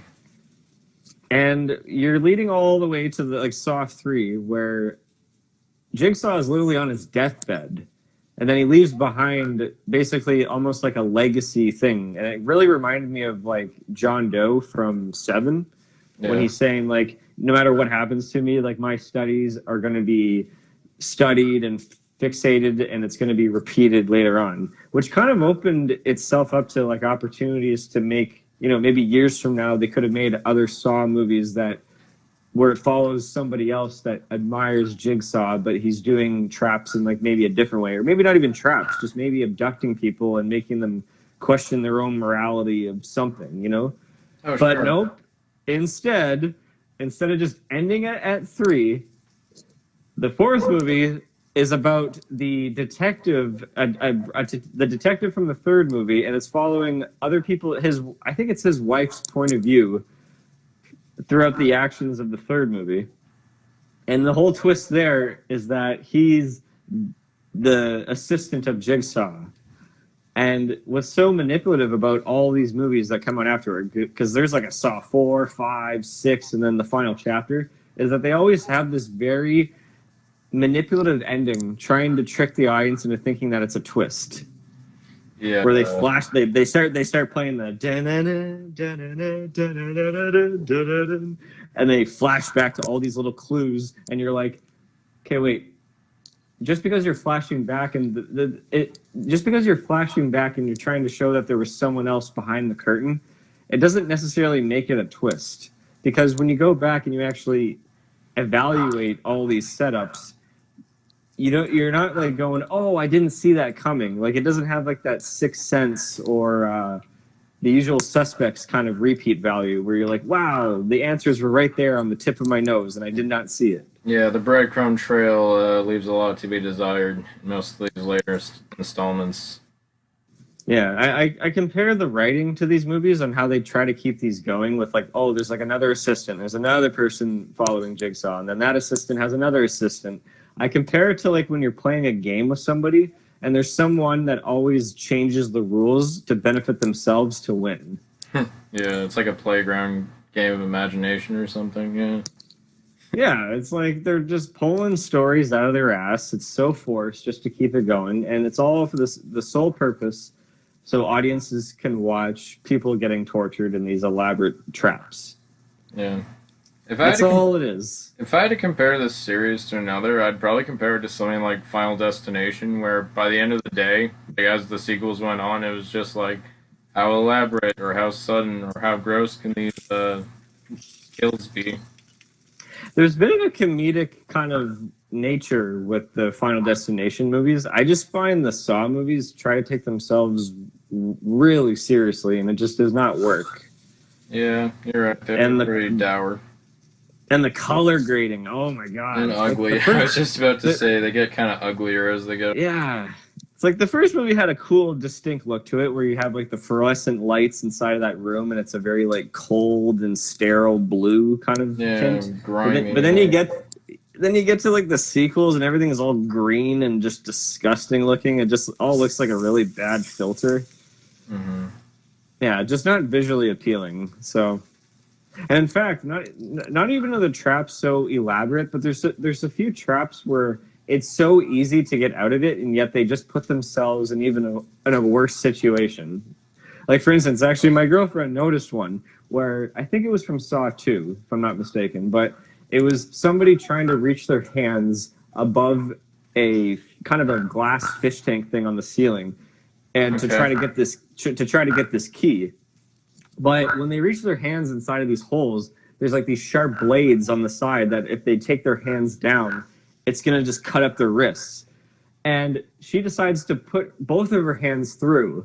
And I'm thinking, and my girlfriend was saying, why don't you just use your other hand to push the blades up so that when you lift your other hand down, when you grab the key, that you're only going to get maybe like a few nips on your hands or wrists. But instead, you're just doing it the hard way. Like, yeah. No, some people are dumb as soup in those movies. I think there's another one where two people have to like fill a jar till it's like, I don't know, like a liter full or something. And they're like, we could fill it with blood or drop a hand in it, but we gotta be careful because if we lose too much blood, then we'll die. It's like, why don't you just take a piss in it or something? That is true, yeah. I know, or vomit. I don't know, like do some bodily function. I mean, yeah. And it's like Jigsaw wants to wants them to like struggle, and to like choose life or death, but like everybody always dies. Like it doesn't even matter. Yeah. Like the whole philosophy with Jigsaw as the movies go on, it just basically gets a little bit like lost. Like I don't understand what he's trying to do. I don't know. But the whole point of this whole thing, why I chose Saw, was the fact that like the first, the second, and the third follows the story of Jigsaw, and I just felt like this kind of finality at the end of the third movie because that was the end of John Kramer. Like that's it, Yeah, exactly. And it should have just been the three of them, and nope. It kind of annoys me because it just introduced another genre of like torture porn. Yeah. With the Hostel movies and all that crap. Like it's not horror. Like there's nothing psychologically horrifying about it. It's just you just go ew, ugh. But if you're so desensitized, you're just gonna be like, well, it's fake. Like I'm pretty desensitized when it comes to movies already. Like I've seen a lot of crazy shit, and to me, it just looks like it's all fake, like blood and dummies, and I don't know. I'm kind of laughing at how they put themselves in these situations, and the editing makes it hard to like really want to pay attention to, and yeah, it's just enough you're of these right. movies. You're right. They could have probably stopped at 3, and by the looks of things, they probably were going to plan to end things at 3, but. Yeah, like most horror franchises, like Friday the 13th or Nightmare on Elm Street, it's just if it's financially successful and there's like a big enough return, you make another one. The studio just wants more easy money. And there's no doubt in my mind, because like Saw, like they're not expensive movies by any stretch. That's why they make so much money. Yeah, exactly. That's why the returns are so good. I'm just surprised at how convoluted the plot has to be in order to justify another sequel each and every time. That's the funny part. Yeah, like it's not even worth it because they all have that exact same formula at the end where you're expecting. Here's the thing: you should never expect a twist ending. That's why they call it a twist ending when you don't expect something like a revelation to happen at the end. Well, tell that to M. Night Shyamalan, because it seems almost every movie he makes, it's like expected of him. Yeah, that's true. M. Night Shyamalan is definitely a topic for another time. Yeah, because I got a lot of good and a lot of bad to say about that guy. Yeah, he has a trilogy too, eh? Yes, yeah. The Unbreakable trilogy. and that was actually clever. I thought that Unbreakable is a really solid movie. Like I like that it's like a kind of a subversion of the superhero genre.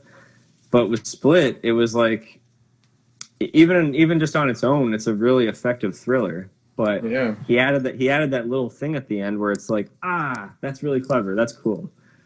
But Glass, it was okay. Like honestly, it was a bit like of a down or like a kind of a anticlimactic ending. Yeah. But I didn't I like did that like. ending. But I thought the movie was visually like it was a very well made movie. Yeah, And it was. I just felt like it lacked energy.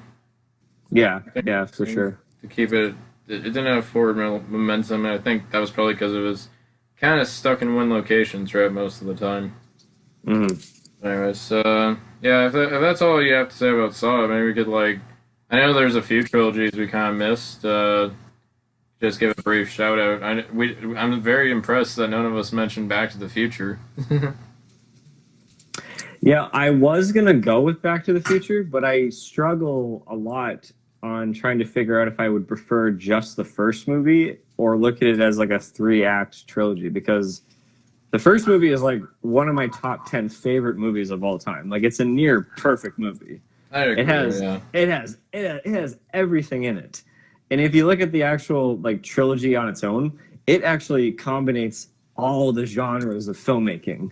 You got adventure, you got comedy, time period, sci-fi. It's a period piece at one point when you're in the 50s. It's a post-dystopian future with the second movie. It goes all the way to the Western genre for the third movie. It's everything. It's even a war film when the Olivians show up. It's even a weird rom-com with a really, really risque premise. Oh, about his mother being attracted to her son. Lorraine Baines McFly. Everyone should just look up John Mulaney's stand-up of him talking about the plot, about how they pitched the idea of Back to the Future. It's pretty fun. All right, yeah, I gotta see that. But no, yeah. Sorry, go ahead. I do like Back to the Future a lot, and I do agree the first one's amazing. But I think the other two sequels are pretty worthy in of themselves. Like the sequels have this like vibe to it where it's almost like it's like when you watch the second part and they're like going back to like those moments that you remember from the first movie. It feels like almost like that should have been like a late sequel where after a lot of time has passed and like Back to the Future becomes like a big pulp culture phenomenon. Like it's almost like the Member Berries kind of movie where we're going back to those spots that you remember from the first movie, but yet it was only like 2 or 3 years apart from each other. True. But I do think that's still pretty well handled, like all the doubling and the recreations of scenes, but from a different point of view. Oh, yeah. It's like what Endgame did, like, decades later. Yeah, true. Yeah. Endgame is kind of like Back to the Future Part 2. Yeah, in a few ways, even including alternate timelines. Aha. Funny. Even in the third movie, I like how it's like a Doc Brown story with him and I always forget her name. Clara. Clara, yes. Played by Mary Steenburgen, I think. Yeah, that's her name. Yeah, like that was it was like a sweet little romance between the two of them. But I like how Biff's son is played by Flea. Who? Biff Tannen, the villain. Yeah. He has a son named Nails. He's played by Flea. Oh. He's in the first and second one. Or not the first one, the third one. I think Billy Zane is one of the lackeys from the first movie, the one that's wearing the 3D glasses. Is he the guy with the 3D glasses? I was wondering who that was. Zane. Yeah, I think that's funny. It's Billy Zane, like long before Titanic. Yeah. Everyone just keeps mentioning Elijah Wood, just like, oh, hey, there he is. Oh, yeah, that's right. You mean you gotta use your hands? It's like a baby's toy. He doesn't say that line, but the other kid does. Yeah. I guess I'll speak on behalf of Evan, but I think he was torn between doing the Lord of the Rings trilogy and the Dark Knight trilogy. Yeah, he was, but I mean, we already talked about all the DC movies in our DC podcast, so it would have been kind of redundant. It is a great trilogy, I will say that. Yeah, no, it's pretty good. I think the second one kind of overshadows the other two, but yeah, it's overall pretty solid. It's another example where the second chapter is always the best. Yeah, that happens to a lot of trilogies, like Godfather or Terminator or Alien, where it's like, where's the third one go after all that? Even Spider-Man 2 from the Raimi trilogy. Yeah, I was tempted to talk about that one too in the friggin' Marvel episode. That is a great one. Spider-Man 2 is like, I mean, it's hard. It's hard to say until Into the Spider-Verse came out. I would say that it was definitely the best live action Spider-Man movie still to this date. Yeah, it's honestly probably one of my favorite movies still. Like I feel so happy when like Peter like sees Mary Jane like taken away. He grips his fist, drops his glasses, he gets into the suit, has that freaking amazing subway fight. Like all that's just like yeah, so empowering, dude. He's back! Also the original X-Men trilogy as well. X2 is definitely the best one. Oh man, the X-Men saga in and of itself is like it's so screwball. I can't even remember the timeline, but like, yeah, I guess the X-Men 2, X-Men 3 pissed me off because they killed off my favorite character in the first 10 minutes. But, yeah, that movie was a mess. Yeah.